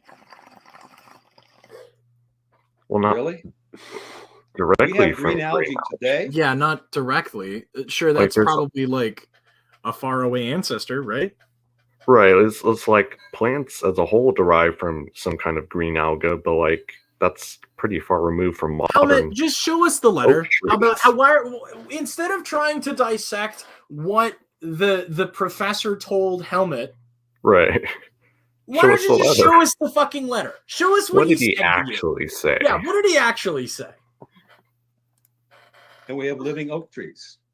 We have them both today. The fossil record, we have green algae, and we have oak trees. Good signs of oak trees. Branches, leaves, acorns. But there's nothing in between. Where did they evolve from? Well, he was just leaving out the whole field of paleobotany there. Yep. Well, I'm sorry. I want evidence. If you're going to tell people that my ideas are wrong and you got it right, then give me some evidence. What did oak trees evolve from? And here's an admission that flowering plants and plants in general have no evidence of evolving from some single cell. Never mind that algae is a modern thing, right? Never mind that green algae is a modern thing. It was like, but did you catch it? He said he quoted someone saying the origin of flowering plants specifically is currently unknown, which is mostly correct. We're not sure exactly what plant group the origin of modern flowering plants was, but then he equated that with plants in general, which is false. We do have many extinct plant groups throughout the fossil record that bridge. Like, you can look, it's actually interesting. You can look at, I think it's Devonian to Carboniferous age rocks, and you can see the origins of pollen-producing structures. So they're not like cones like gymnosperms today, like conifers, right? But they're getting there basically, and they're starting to produce seed-like structures. So you can see the evolution of modern plant groups. You just have to look far enough back and not make this silly black and white between algae and then plants, or algae and then flowering oak trees. Yeah, it's just this conceptual jump that you're trying to make, because again, this is anthropocentrism at work. You want to put life and reality and nature into these nice, neat little boxes, and you think that evolution means jumping from one box to a different box, which is not at all what we see in nature. It's a spectrum. Yeah. Here's an example. Dr. William Provine used to be at Cornell. He said, the evidence for the big transformations in evolution are not there in the fossil record. It's difficult to explore a billion-year-old fossil record. Be patient. Why is he quoting Washington Post? I can be patient. You want to wait another 100 years? Well, you're not going to be around. Dr. Provine has already passed away. But if you want to teach this as truth, let's have some evidence. Otherwise, the evidence are the fossils, buddy. You can't even call it a theory of evolution. There's so many problems with it. It's a proposal, and maybe it's a evolution is the most rational reaction to have when looking at the fossils. Yeah. You line the fossils up in order, right? In a chronological order, and by their morphology, and what they look like. Right. Whoa! The only reasonable conclusion: evolution. It's either that, or for some reason the designer made these interesting looking forms that just happen to look like they evolved. Yeah, well, God didn't need to reinvent the wheel, remember? Right. God is lazy and is reusing previous assets. Yeah, I guess so. The biblical creation story is one long incident of asset flipping. It's not science because the evidence is not there. You can be patient, say someday we'll find it, like Darwin did 165 years ago, but that's a statement of faith, not science. Well, what about fish the tetrapods, things that go on 4 legs. Hey, just a really quick aside, missing mod. The cult that Mark was in is the same cult that Bolin is in. It's all just Hovind. Yes. It's Well, in Hovind's cult. 1988, it was admitted we have not found any fossils that are intermediate between such clearly terrestrial Look what we animals. found since and strictly 1988. aquatic Rubidicidians. Can't say, Yeah, I'm sorry. just throw out the next 50 years of evolutionary biology. Why don't you? When was Tiktaalik discovered again? I think it was after 1988. Missing mod, to answer your question, I do not hold membership in any religious organization. Described in the previous chapter. In other words, to go from an amphibian to a tetrapod, a land animal on 4 stout legs. Wait, what? Oh, what? Did he just wait? Between such What did he clearly say? terrestrial animals and the strictly aquatic Rubidicidians, can't say it, I'm sorry, described in the previous chapter. In other words, to go from an amphibian to a tetrapod, a land animal on 4 stout legs. What do you think amphibians are? They're tetrapods. 2006, it was announced we have Tiktaalik, the fossil, the perfect missing. I'm sorry, racial organization? Missing mod, what are you getting at? What's a racial organization? I have no idea. Yeah, I don't know what you're getting at, but you should probably clarify. Because if you mean to accuse me of being a part of some sort of racial separatist organization, I will actually have to ban you for that. So I just want to clarify what you mean. I'm not going to have people accusing me of being. Okay. All right. Yeah, I'm not. I don't hold membership in any religious organizations. Link between fishes of the sea and amphibians and land creatures. And students are shown this, which is mostly imagination, to say. Oh yeah, because we don't have fossils. Yep, because we don't have fossils, and we can't estimate whereabouts the skin of an animal might have rested on their bones. Right. Nope. Yeah, no, definitely not. Creature emerging. Not like we understand the anatomy of modern organisms, right? Yeah, no, definitely not, right? An artist's conception of a gorilla, totally incorrect. Right. Yeah, just as incorrect. If you gave an artist the bones of a gorilla and asked them to produce what that animal might have looked like, you're going to get something that looks pretty close to a gorilla. Oh, you're not saying they could make all the muscle attachments from those bones, are you? Man, you know, now that I think about it, that sounds impossible. Like, what the hell are you saying, dude? Honestly, what are you even getting at? Tiktaalik is a virtual snapshot of a fish becoming a land animal. How can that really happen? And why would it happen? If a fish is so nice. There is no why. There is no why. There is only how. There is no why. There is only how. Why there is no need to ask these questions, and your insistence on asking these questions obfuscates the truth of the matter. Right. Yeah, you have to remember he's thinking teleologically here. Right. You're giving agency to a natural process. There is no active mover here, and there doesn't need to be one. Right. Yeah, it's kind of the real thing in contention between creationists and evolutionists. The whether there is an agency. Yeah. If we can just kind of take care of that, then a lot of these other things would start to fall into place. Yeah, but even like when they try to take our position on the matter, right? When they try to devil's advocate us, right? Right. They tend to think that you need to, okay, well, if God isn't the active mover, then what is, right? The assumption that there must be an active mover, right, is like the fundamental misunderstanding here. Right. Why would it even want to go on land?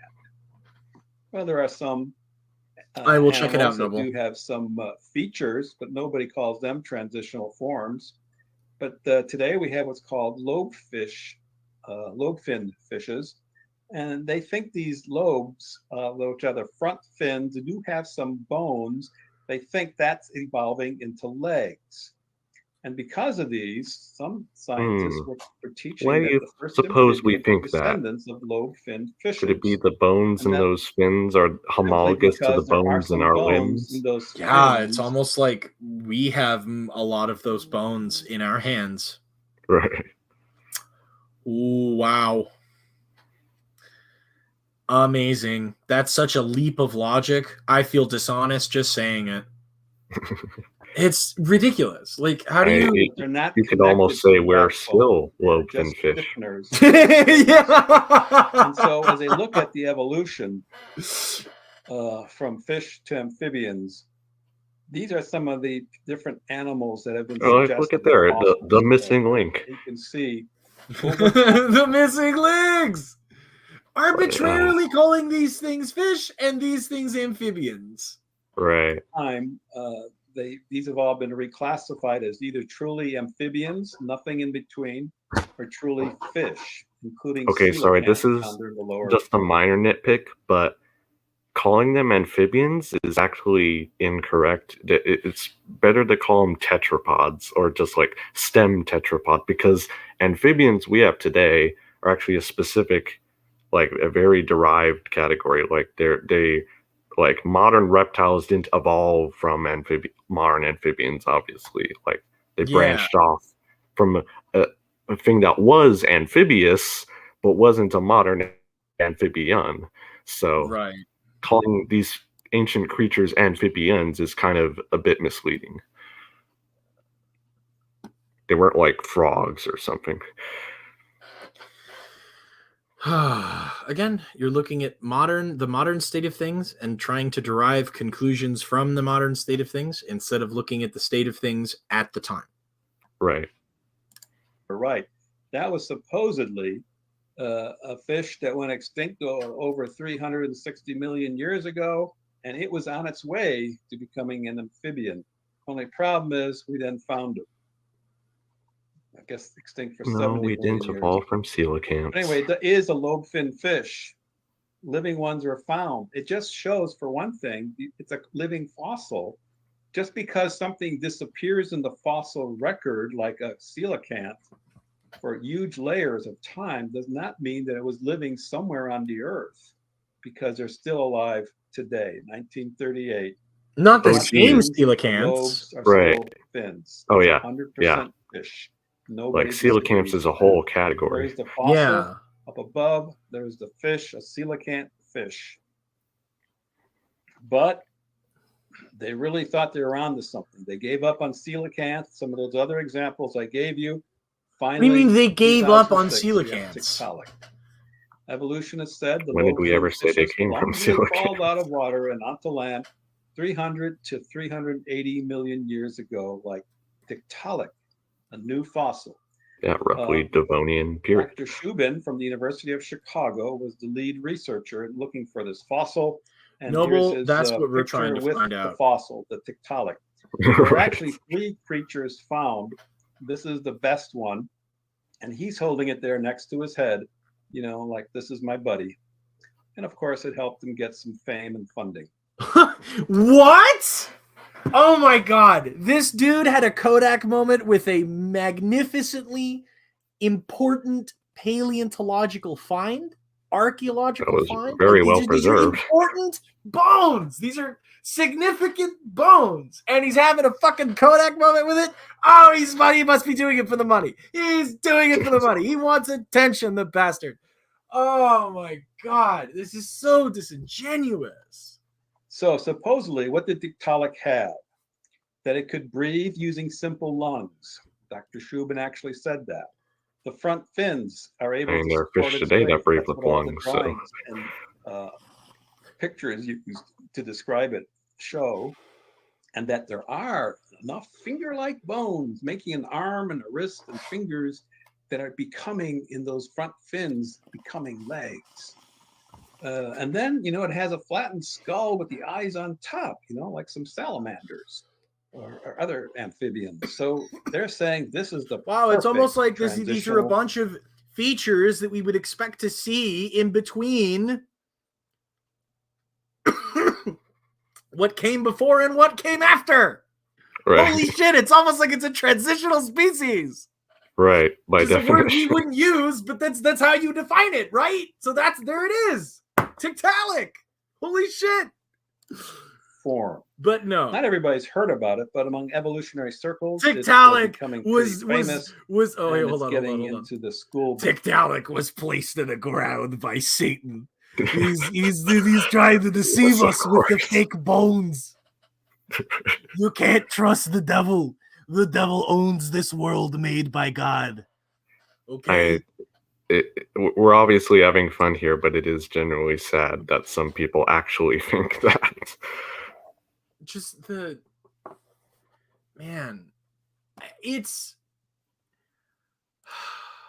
think it was Genetically Modified Skeptic who did a video about the most dangerous idea that Christianity has, right? And he talks about like the attribution of bad things to Satan or things that don't align with what the church wants to Satan, right? Right. And it poisons the well because it attaches unnecessary and unreasonable emotional baggage. Right.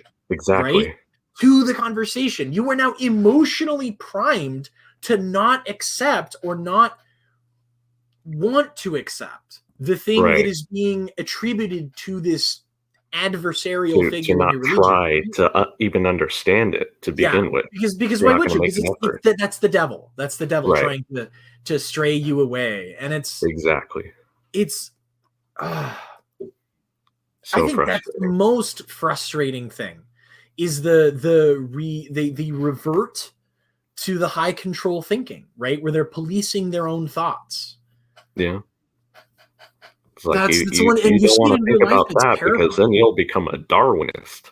And and they act like thinking for yourself and looking at reality objectively, or maybe not objectively, but neutrally, right? Right. Without any preconceived notions. Is this slippery slope that will lead you into just like the worst kind of moral depravity. Right.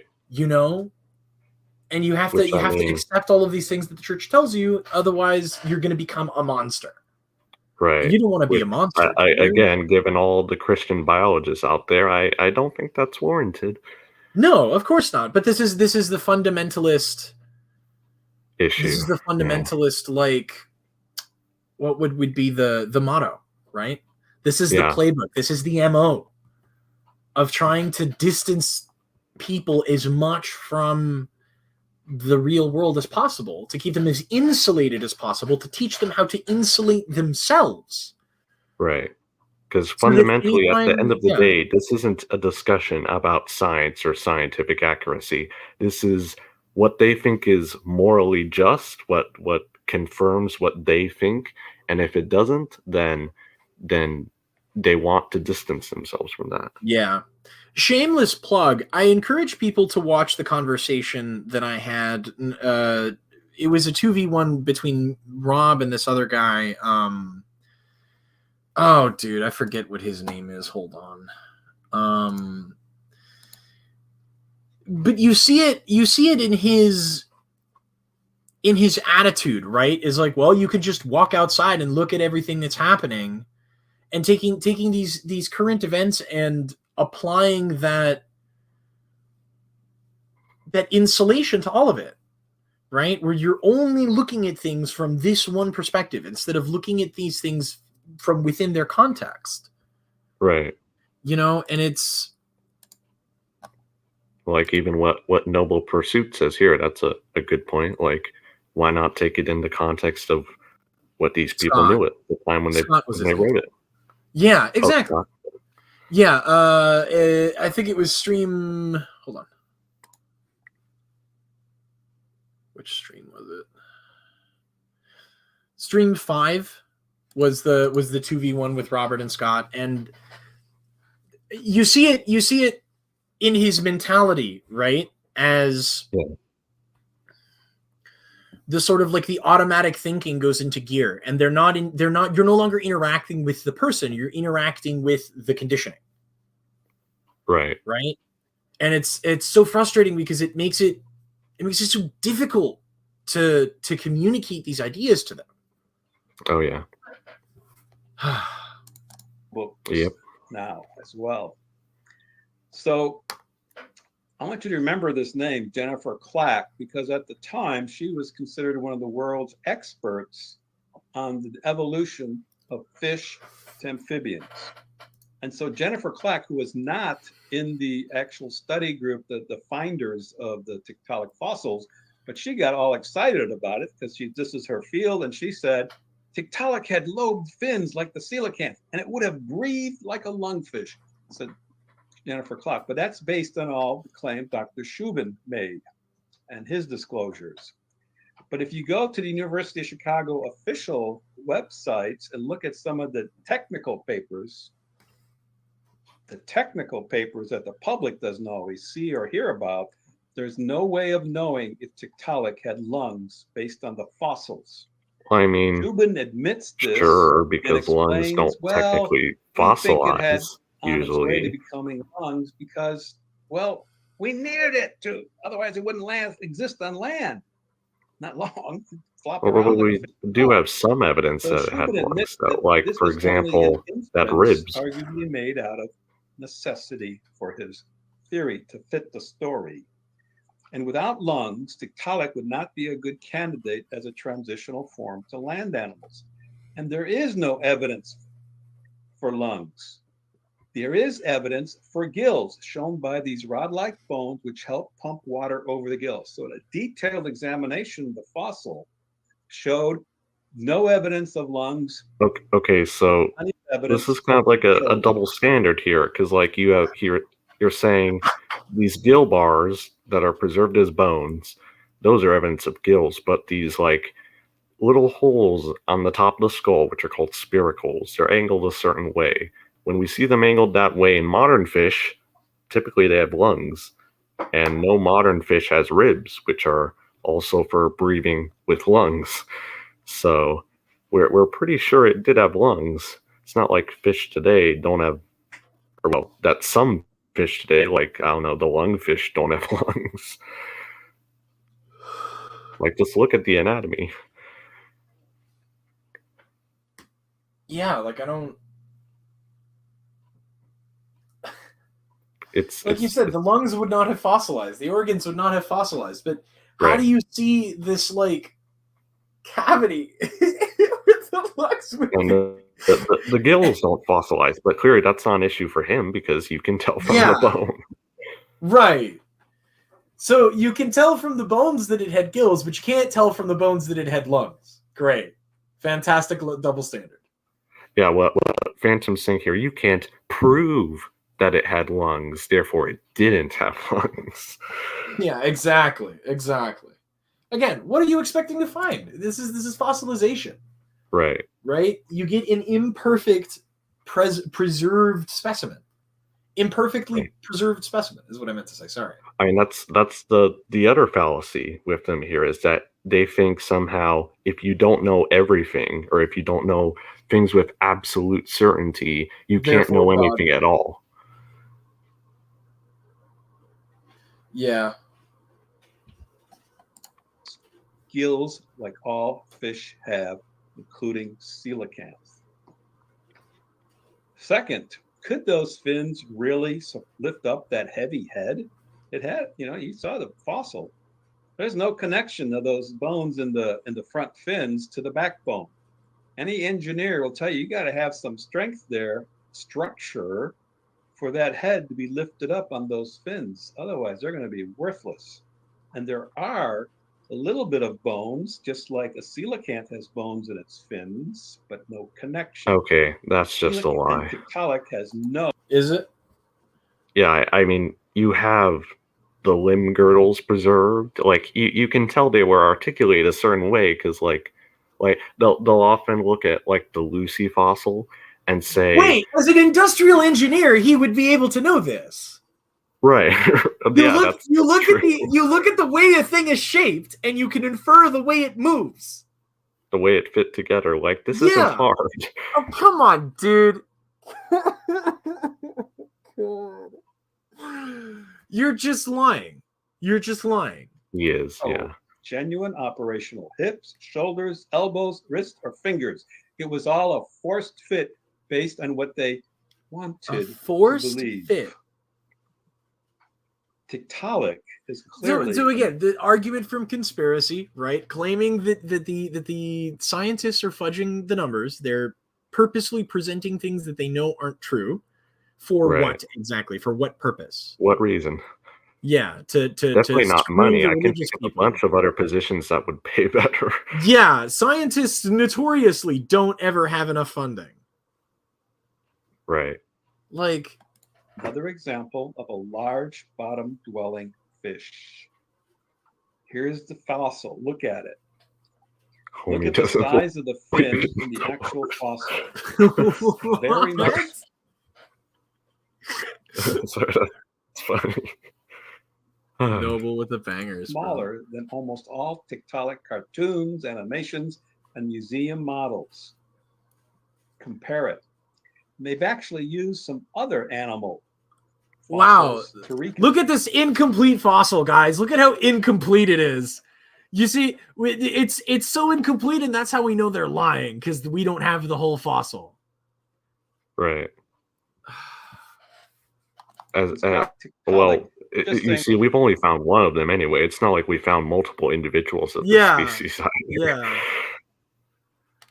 Well, we don't have everything in Tiktaalik, but we've got some initial evidence, but it's not there. Here's one of the models. I've actually saw that model like that in a museum in Chicago, Natural History Museum. And they show this creature kind of lifting its head out of the water. But there on the right, you see the actual fossil. The incomplete fossil, half a fish. You got half a fish, guys. Right. You can't possibly make any anatomical inferences from half a fish. You need 100%.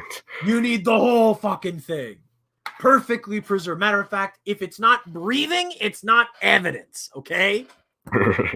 This is insane. This is an insane standard that they would reject.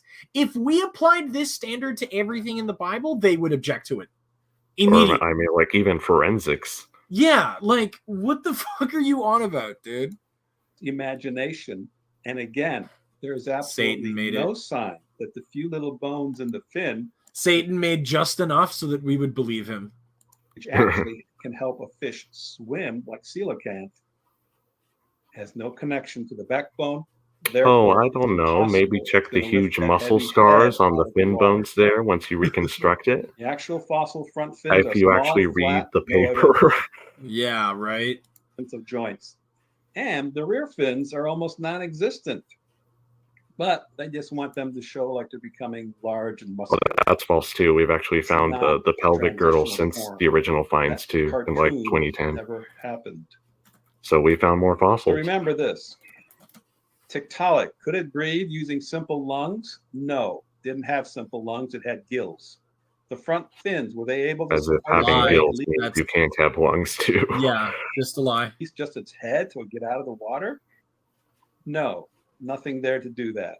Does not because you're using incomplete fossils, and also we have better, newer fossils. Right. Arm, wrist, and finger-like bones. It does have some bones in the fin, and that's it.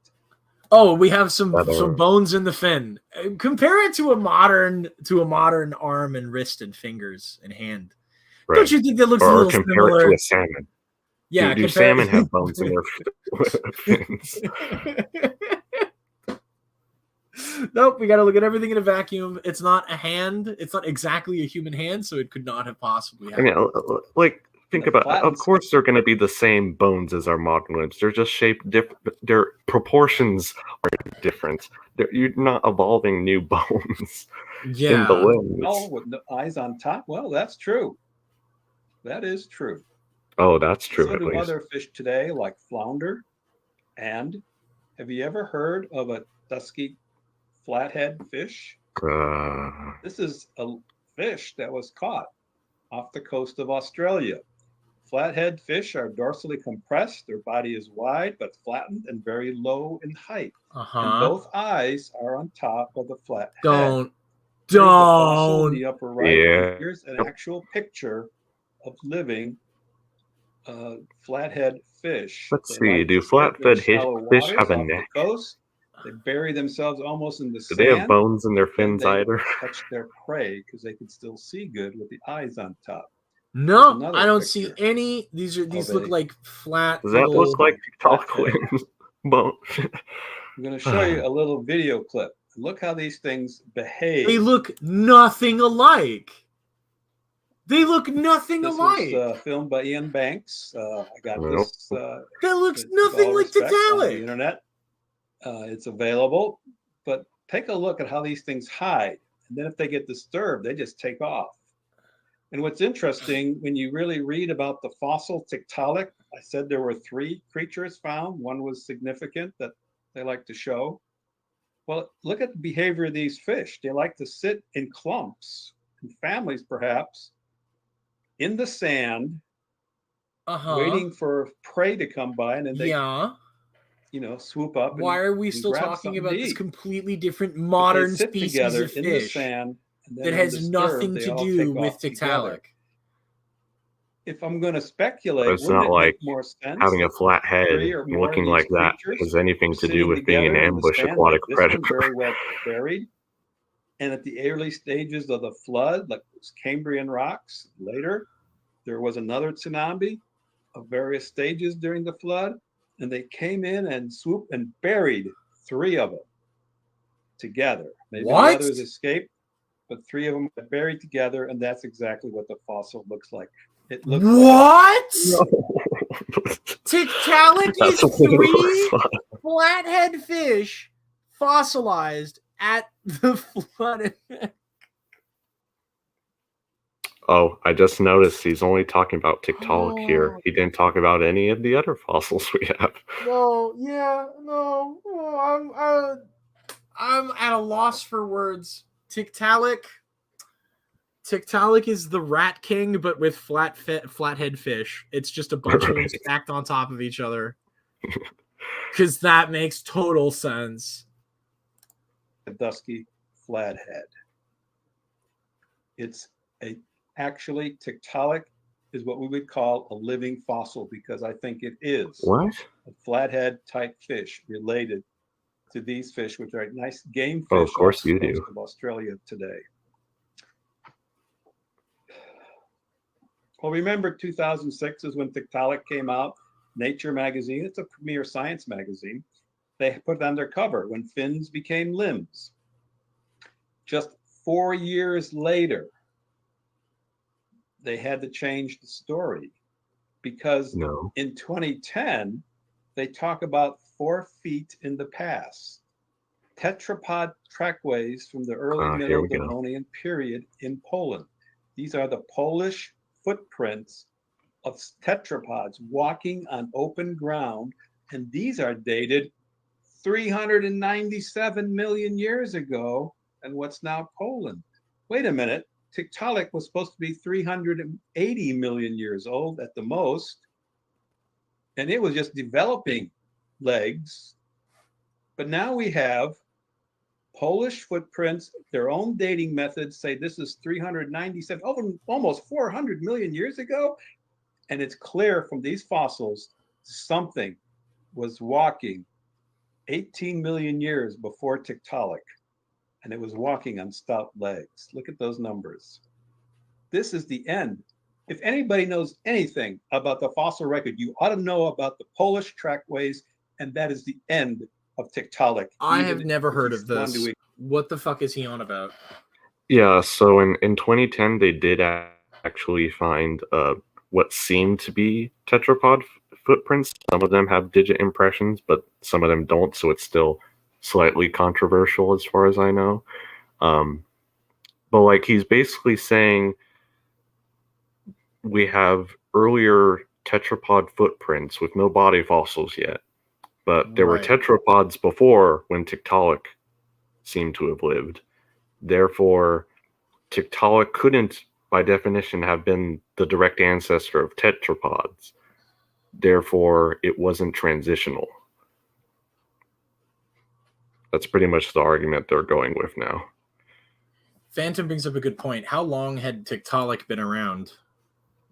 Right. It's like here's the thing, we don't know because the fossil record is necessarily incomplete. We've only, there are only a handful of places around the world where we found rocks of Devonian age, or this part of the Devonian sequence specifically. So yeah, we might find more.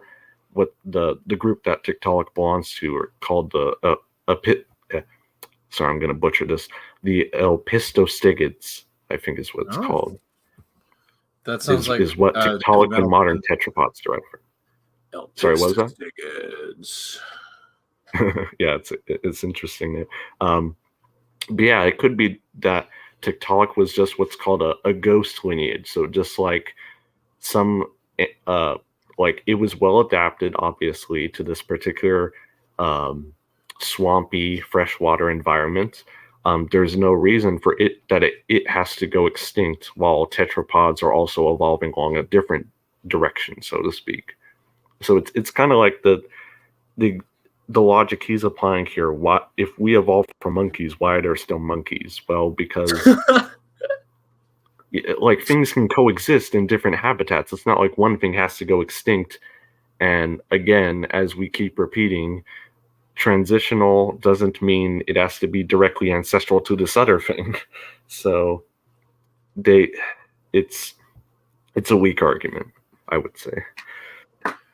It is interesting. It shows us maybe the evolution of tetrapods was more complicated than we previously thought, but that doesn't mean... as if finding new information necessarily invalidates everything. Right. Right? We had an imperfect understanding then. We have a slightly more perfect understanding now. Why is this a problem? I'm not sure. Ignore the evidence of what the fossil actually shows. Nature admitted they force a radical reassessment of the timing, ecology, and environmental... Wow. The evolutionists admitting they might have gotten it wrong. Maybe they have to reassess. Right. And two things here. Notice they said the revision of the timing. They didn't talk about the phylogeny of how these organisms are related to one. Or they just, maybe the branch points happened earlier than we previously thought. And also, if you look at the papers, you'll note those footprints that he's talking about. They don't look like modern reptile footprints or mammal footprints. They look like the same kind of stem tetrapod footprints that the graph chart he was showing earlier. Like they look exactly like what we would expect to be living if they were still at an early I hate to use the word stage of tetrapod evolution. It's not like they were completely out of place. Right. Thing of the fish to tetrapod transition. They force it. All you Tiktaalik fans, why aren't you talking about the Polish footprints? Here they are. Oh, well, this just pushes back evolution. But again, no evidence. Here's how those footprints have been analyzed. Look, there we go. Walking with fully... It's an early tetrapod. It looks like some of those other early forms we have. It's not totally... Why don't you talk about the other tetrapods? Presents people talking about the other tetrapods. Yeah. Bro, the Tiktaalik fans versus the Bible enjoyers. Fully developed skeletal structure, maybe in some mud and a little depth of water, trying to support its weight and to escape maybe an onrushing flood. But this is, again, solid footprints. There was a flood. You wouldn't have footprints preserved at all. Degrees. You've got the trackway. They would just be washed away. With the skeletal structure. Massive global erosion that we would be able to see in the fossil, in the geologic column. Right. Just this massive wash where we would see all sorts of fucking shit and nowhere. I almost want to take somebody to the fucking Grand Canyon and like go down to the bottom and be like, point to me where the flood happened. Just right there. Show me. Well, they make it even worse because they think that entire sequence was the flood.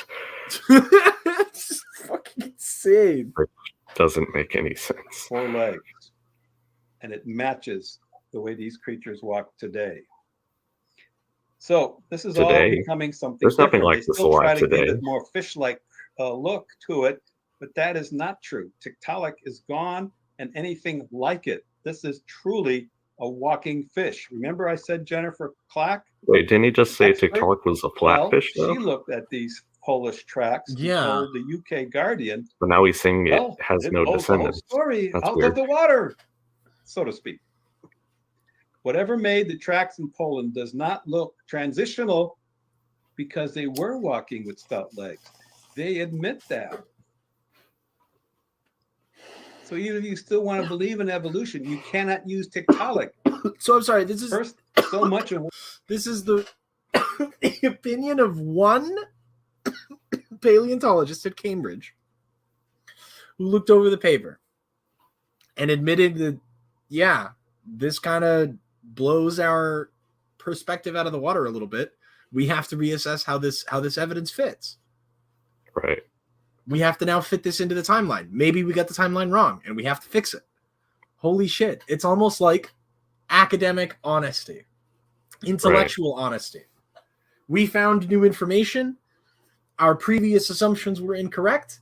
We have to reassess, which is, it's insane that they show us doing the thing and then accuse us of not doing the thing. They accuse us of not looking at new evidence and not looking at anything that doesn't already conform with what we already believe, quote unquote. And then demonstrate this by showing us examples of people admitting that they got it wrong. I'm so sick of this weird double standard. What was said about it is fraudulent. Second, you've got these tracks of something walking on stout legs. And Jennifer Clack did say, we thought stop using Comic Sans. More Comic Sans. She was the one that was very excited about Tiktaalik. So before she died, she knew that they didn't have anything. No, only that they got it wrong. So Tiktaalik, they look nothing alike. The perfect missing link, just another fish. They look nothing alike. That's all it is. And no, what does it mean to say just another fish? What does that mean? Yeah. How many fish are there? Of course, if it's fully fish, it still fits the story. Now, in 2014, Dr. Shubin did try to salvage his discovery that this is Tiktaalik. He tried to do a little further analysis on the rear bones, the pelvic bones that they don't normally show, but they're not pelvic bones because they're attached neither to a spine or a true leg. And there are big fish that have big bones in the back. You just can't, because they're a little bit bigger than most fish, call it a pelvic bone. That's what he's trying to do. He's trying to say, yeah, but they're not homologous to modern pelvises or bones. That's why we call these. They're not homologous to modern physiognomy. This thing lived hundreds of millions of years ago. These things had not yet developed. Right. This is indicative of the direction they were going in, not at the point at which they were. But the rear still looks like it's a transitional form, but no. Again, it's a contrived story. It simply suggests that the front and hind limbs were equal in size, as is common in modern lobe-finned fishes. Actually, as far as I know, that's not common in modern lobe-finned fish. That's indicative of tetrapod features. Here's the fossil. Here's what they think it looked like. Oh, Archaeopteryx. Actually, it looks more like a bird to me. It's got fully formed feathers. Now, here's the thing. The Archaeopteryx fossil is supposed to have lived about 150 million years ago. Oh, maybe here we 120 go. to 150 million. But T-Rex and dinosaurs lived up to 65 million years ago. So I've got fully formed feathers, wings, and a wishbone structure, and a creature that looks like a bird almost twice as old as T-Rex and other dinosaurs that today they're trying to glue feathers onto, which is a ridiculous anti-science thing to do. No. So what about Archaeopteryx? Well, I mentioned it's in the wrong sequence. It's too old. For one thing, birds are found earlier in the fossil record than the dinosaurs they're supposed to quoting be descended Science from, Daily. says Dr. Rubin. And that's a pretty serious problem. And there are other consistencies with the bird to dinosaur theories. This was it's Rubin. Of course he's 2009. quoting Rubin. Okay, so Archaeopteryx. Rubin, I forget what his first name is. He's part of a group that's called Banned Birds Are Not Dinosaurs. It also includes Alan Fiducia, who they also frequently quote. They will. It's a shame that these are actually a group of scientists who will misrepresent and deny evidence that indicates that modern birds are within the dinosaur clade. So, of course, creationists are going to quote these guys and ignore the fact that we've also found more fossils, obviously, including some early precursors, what are called early Coelurosaurs, which is the group that birds belong to within the dinosaur clade, before Archaeopteryx in the early Jurassic. So we found the fossils now, and it's not like something like Archaeopteryx evolved from Tyrannosaurus. That's ridiculous. Yeah. A dinosaur is a classification that spawns an enormous amount of time. Right. It's like a lot of the dinosaurs that we think of, right, did not exist contemporaneously by any stretch of the imagination. Right. It's like the quote that like Tyrannosaurus lived closer to us than it did to Stegosaurus. So that's how long their reign spanned. A bird, it's got a respiratory system that's a complete redesign because it's a pump flow-through system and not in and out bellows system like all mammals and land creatures have. But dinosaurs didn't have a mammal respiratory system. The femur bone on the hip is totally different in birds. You ever watched birds go? Well, they've got that femur bone tucked up. And they've got a hollow bone structure as if it was designed to be less weight so it can fly.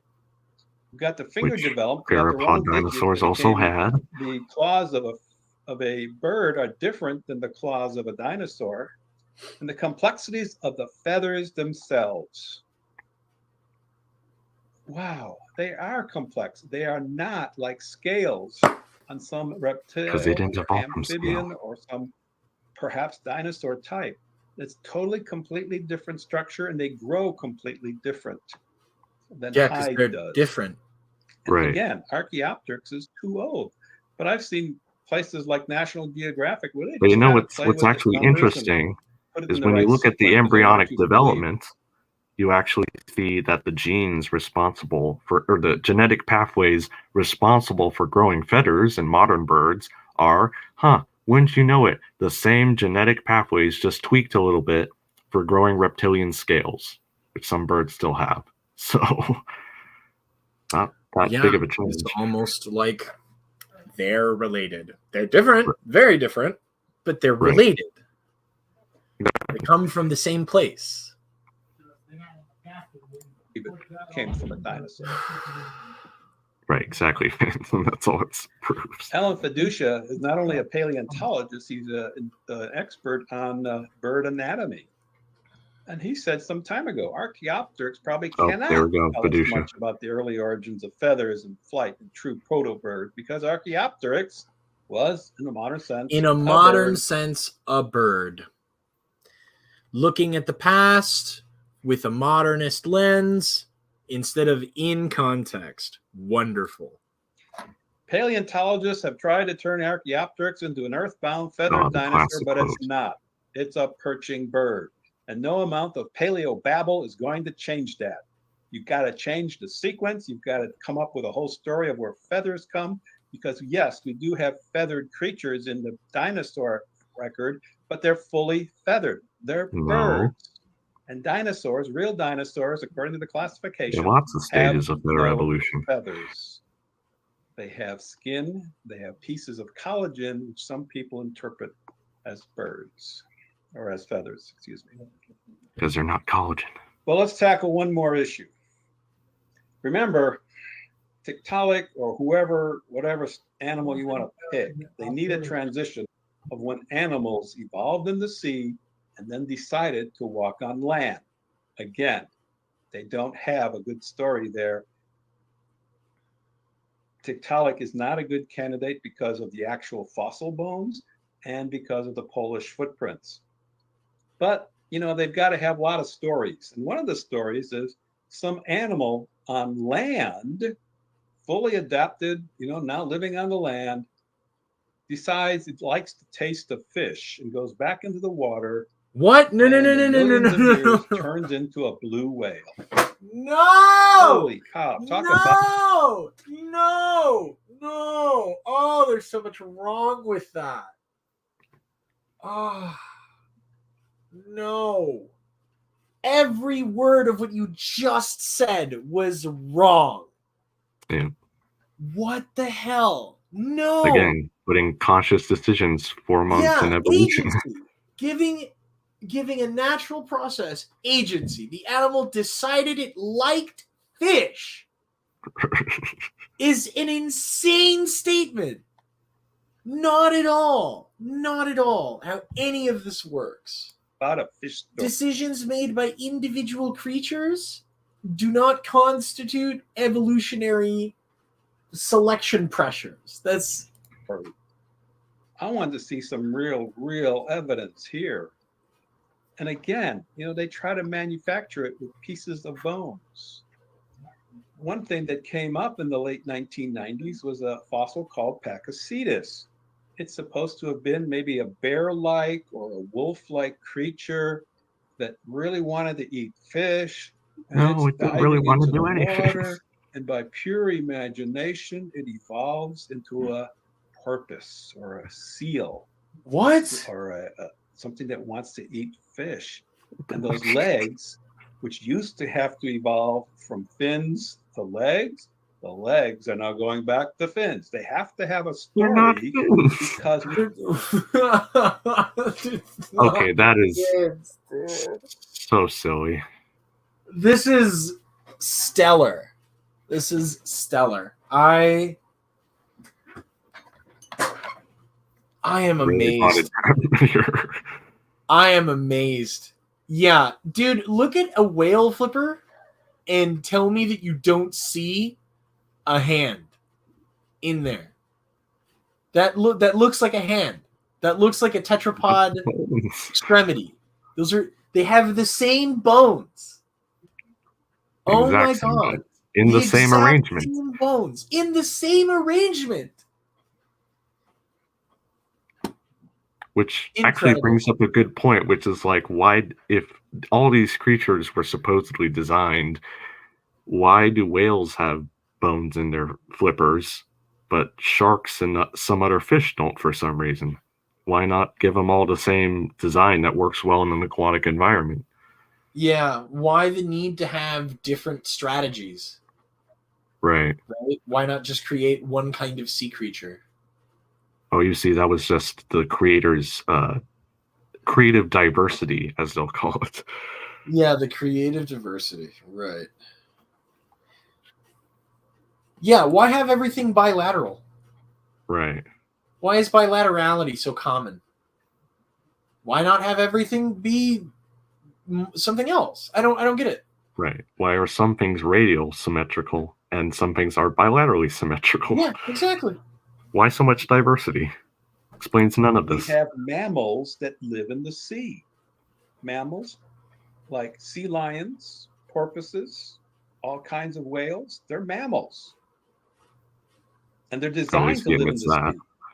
Certainly look designed, if you know anything about design, because they work and they function very well in the sea. But they need just a story that land-like doesn't mean it's designed. And one candidate was Pakicetus. Well, this is what they actually had. They only had the gray section from the skull, the back of the skull, a few teeth, and a little part of the lower jaw. That's all they had. and then look at the picture on the left. That's what the artists were told to draw. What? Oh, it's no. A sea lion, and then a porpoise, and who knows what else. It's pure imagination. Here it's written, small, dog-like appearance. If you stumbled across this small, dog-like sized Pakicetus 50 million years ago, you could never have guessed that its descendants would include giant sperm whales and gray whales today. Yeah, you're right. I would never guess that. How about you? Would you really? If you weren't taught this in advance? Well, 3 years after when you're an Pakicetus industrial came out, the engineer rest who of hasn't a lot more of studied the bones were comparative discovered in anatomy, sure. 2001, and it revealed that Pakicetus was primarily a land animal, about the size of a wolf. Oh, maybe it was a canine type creature, a type of wolfhound. It wasn't a wolf, And though. it had fully formed legs for living on the land, It also had hooves. not in the sea. It's a whale of a tail. I can't go into all the details. We don't have time for that. But it's pure silliness. There are too many changes. The nostrils at the end of a snout. You have a dog at home, whether it's a big snout or a long one, the nostrils are up there. Where do porpoises and whales have their blowholes? On top of the head. Man, that would have to cause a lot of interference. You can see fossils where the nostrils are in between. And why would it move if it's already formed? I could have sworn that Aaron Rod did a video showing he how did the nostrils recently, move. Like, we literally have what you want us to have. Yeah, we have the quote-unquote transitional fossils, dude. But you keep pretending like they don't exist. With great sense of smell. Why would a dog or a bear-like thing want to become a porpoise? What? It doesn't want to become anything. What are you talking about, dude? You're acting like these motherfuckers were in a board meeting. Like, yeah, what? Pakicetus, we're gathered here today to decide what we want to become 300 million years from now. All those in favor of wolves? All those in favor of bears? All those in favor of whales? The whales have it. Like, what? Like, they're democratically just deciding that they want to become whales. You fucking moron. I'm sorry. Oh, I'm so sorry.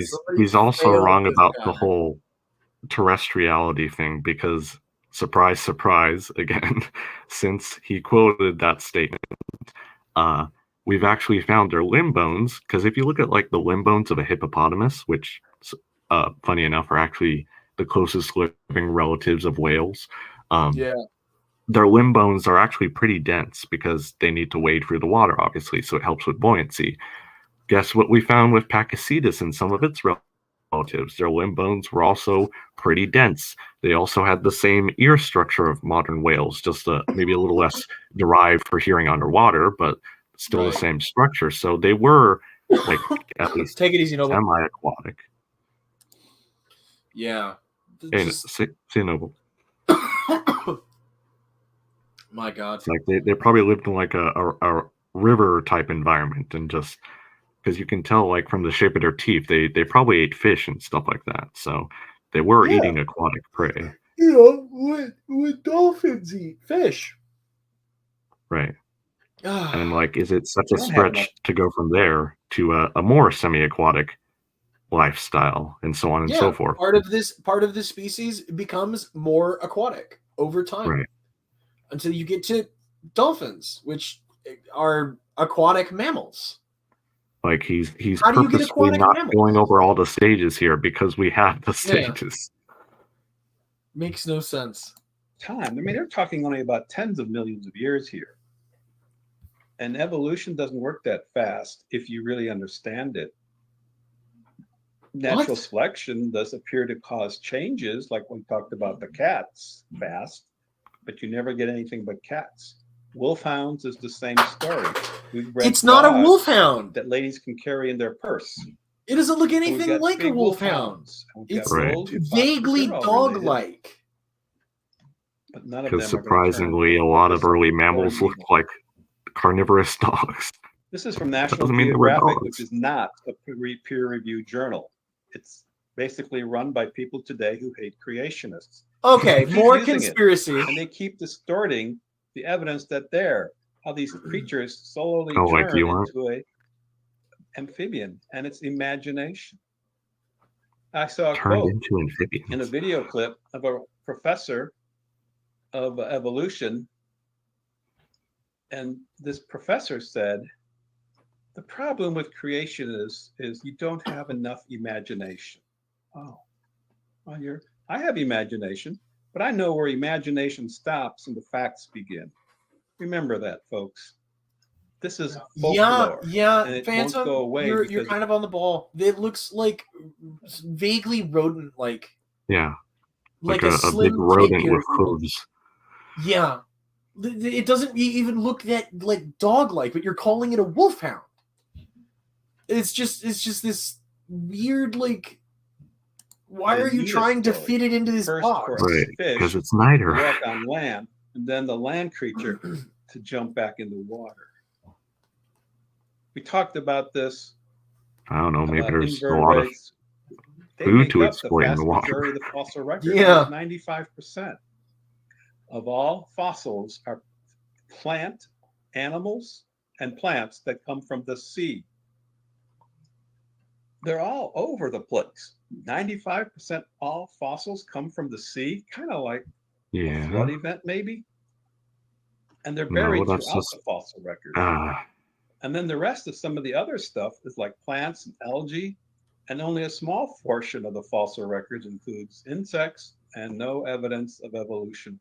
Yeah, because insects are small and they don't tend to fossilize well. No transformation. Plants don't tend to fossilize well. I'm going to move on. I've already talked about plants, but this is still true. To the unprejudiced, the fossil record of plants is in favor of special creation. And so it is of animals. Of course, someone who believes special creation would say that. 1961. Oh, yeah. The unprejudiced, the fossil record of plants. Yeah, what Phantom said. It's almost like the process of water typically has something to do with creating fossils. Folks, Darwin was right in terms of saying this is the biggest argument you can use against his theory. The lack of transitional back in 1860. And there should be... Yeah, back in 1860. And then immediately in the next fucking sentence addresses the issue. Hundreds of thousands of bona fide transitional forms in the fossil record, if his theory was true. They're all transitional. We've got what? Yeah. A dozen? It's a gradient. Generous? 2 dozen? Yeah, because you only looked at a handful of them here. Tiktaalik is no controversial because you deny science. You are the one making this controversy. It is controversial only to people like you. Exactly. It's a flathead fish, just like our alive today. No. Observably, it looks nothing like flathead fish. Observably. Demonstrably. Or a wolfhound of some type. No! The fossil record shows that does not look anything like a wolfhound. Darwinian evolution did not happen. It's not there. Darwin is right. It's still a big argument against his theory. Nope. But what does it show? Well, let's go back to Dr. Gould. Back to the extreme rarity of the transitional forms in the fossil record persists as the trade secret of paleontology. What I've tried to do with you today is blow away some of these secrets. And the evolutionary trees that do adorn our textbooks have data only at the tips and nodes of their branches. The rest was inference. Remember that word? Yeah, he thinks it's reasonable because he already believes. Here's a simple thought experiment, right? Say you go to a graveyard, and actually Neil Shubin makes this analogy in his book, Urine or Fish. It's a pretty good one. Say you go to a graveyard, and you find the bones and scattered remains of various humans buried there. Would you theoretically be able to tell, or would you expect to find one of your direct ancestors in that graveyard? No, probably not. You'd find various relatives going back farther and farther in time in that graveyard, but probably not your immediate ancestor. And same thing with the fossil record. Like, how would you even tell if something were an immediate ancestor? That's a pretty difficult thing to do, which is why evolutionary biologists and paleontologists don't expect to find that. This isn't that difficult. Yeah, I just the insistence on you're inferring all of this, therefore you're making shit up. Right. As if those things mean the same. Right. As if we can't make educated, reasonable observations and draw conclusions from the data.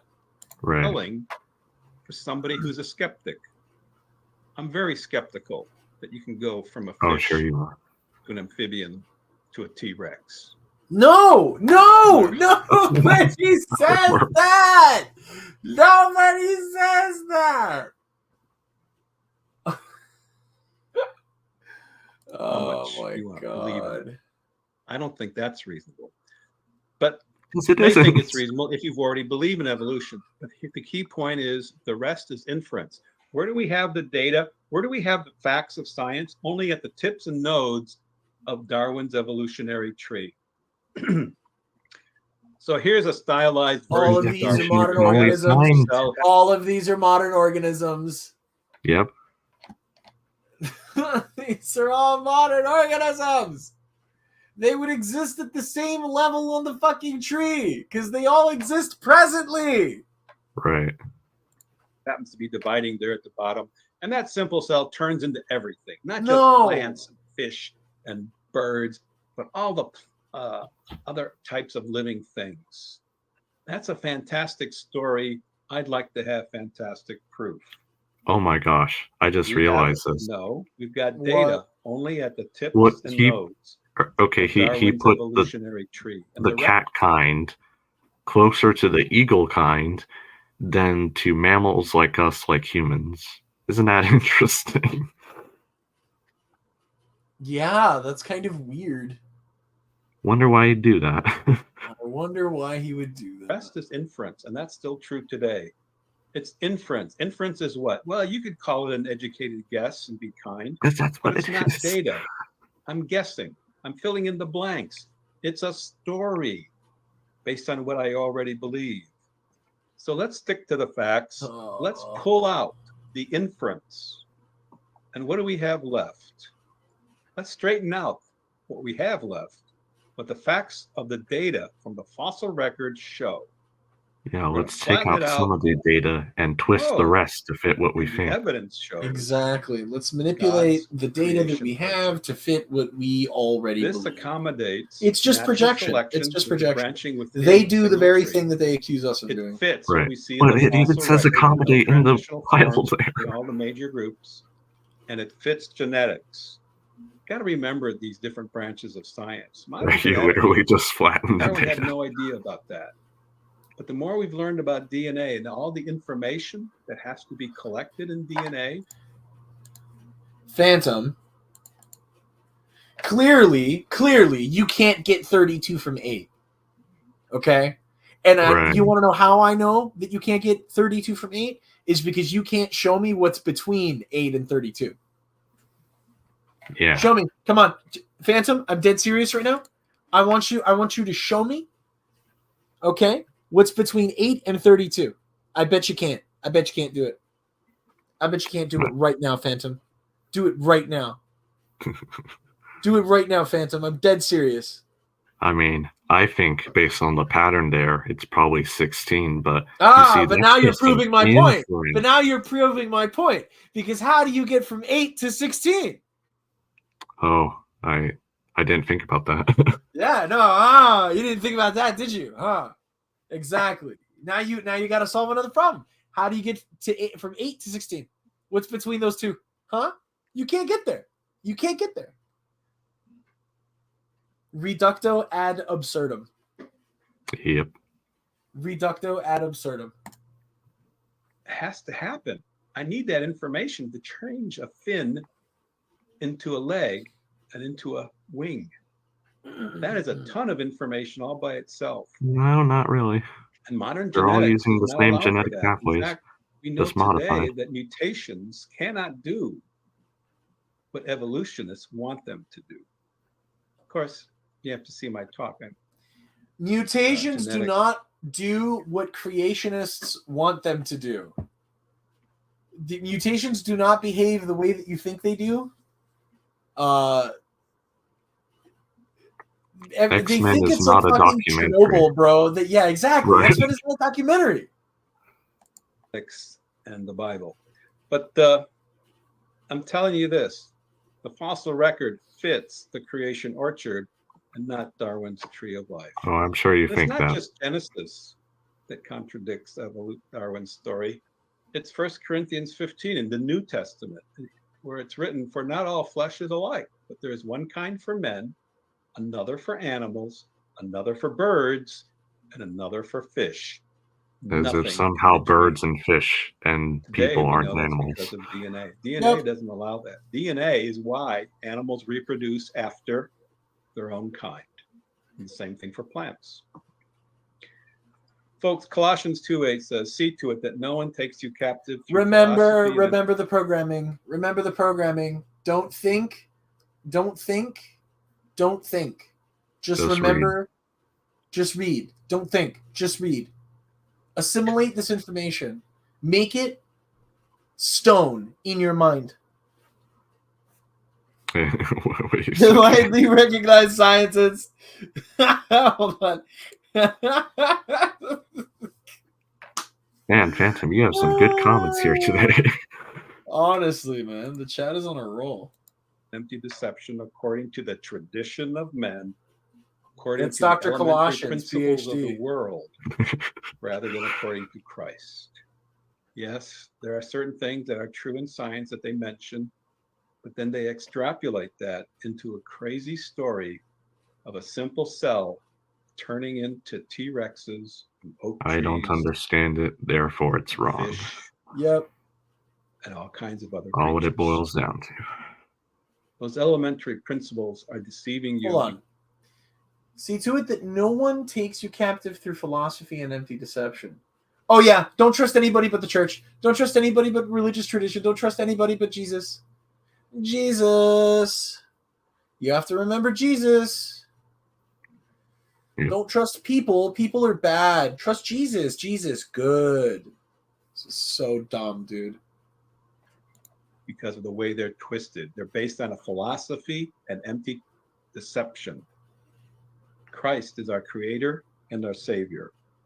Please remember that. And if you don't know Christ, invite him into your heart. That's the way to live life in this world. I'm sure join our cult. Join our cult. Join our cult. Look forward to a life in a new heaven, a new earth. Oh yeah, but yeah, exactly, Jazzy. Remember the apocalypse. So we're looking for a change in people. Not that above change or a fish can walk on land, but this change below. When we look at the facts, we can drop those supposed fish-like fins turning into legs, according to Darwin, and accept Jesus Christ. Join our cult. Join our cult. Do it. The Bible has stood the test of time and science. No, it hasn't. No, the fuck it is not. From the very first verse. No, the fuck it is not. That. Get into a Bible study. Go learn a little bit more about what. Join the cult. Okay, now he's literally just preaching. Thank you. I really appreciate this chance to be with you, Donnie, and everybody else that sees. Buy my shit. Join my cult. Buy my shit. Yeah. Oh my god. Yeah, and then they just do creationist Q&A after this, and he doesn't answer anything. Wow. That was a doozy. This has been such an enriching experience. My hair follicles will never recover. On a scale of 1 to 10, how scientifically broken would you rate that presentation?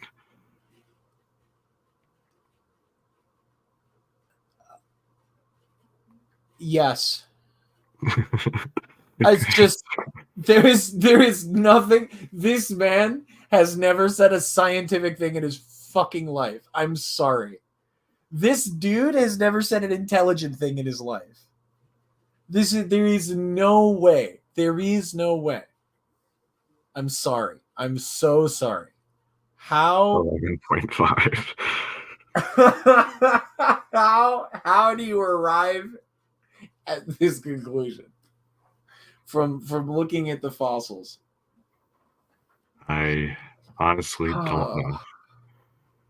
Just straight up lying. Just straight up lying, dude. Yeah, that's kind of what it We've been going for 3 hours. Yeah, sorry, I didn't anticipate it going this How long. did we get 3 hours? It took us that long to get through a 1 hour presentation because everything he said was wrong. Everything he said was literally false. Every word of what you said, Mr. Helmut Welk, was wrong. Every word of it. And thanks for letting us go over this. It's been on the back of my conscience, just the amount of wrongness here. I just wanted to go over it and show how wrong it was.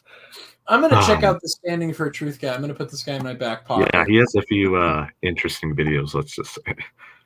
Yeah. Mostly does live streams, but I wanna watch some of his I'm looking at his videos now. Oh, good luck. Oh no. Why Christianity is the one true religion and endure to the I just saw that one too. Salvation. DNA, irrefutable evidence for design, revealing the truth about end times. The truth about whale evolution. Oh my god. Yeah, a lot of interesting content. Were Neanderthals humans? What? Yeah, they think. I think he still thinks Neanderthals were like a degenerate form of humans since the fall, and that's why they look so different. But they were still just modified Homo sapiens. Oh my god, he posted a video today, 4 hours ago. Why Christianity is the one true religion 4 hours ago. Oh, yeah. Wow. We certainly know his position. In my back pocket, I'm exhausted. I need to take a break. This is definitely. Andrew, thank you so much for coming on. Fun. You don't do the social media thing. There's nothing you want to plug, is there? No, not really. I don't do social media. So. Alrighty then. Well, thanks everyone. Hope you found this entertaining. Yeah, thank you so much for coming on, dude. Thank you for showing me this. This is awesome. No problem. Please, anytime you want to hang out and talk, hit me up. You know where to find me. I appreciate you for hitting me up yesterday and for showing me this. This is amazing. My name is Kem Regic. This has been Tear Your Hair Out. You can find me on Twitter at KEMREGIK. You can find me here at my personal channel, Kem Regic, or here on Tear Your Hair Out. This was insane. My hair follicles will never recover. End stream.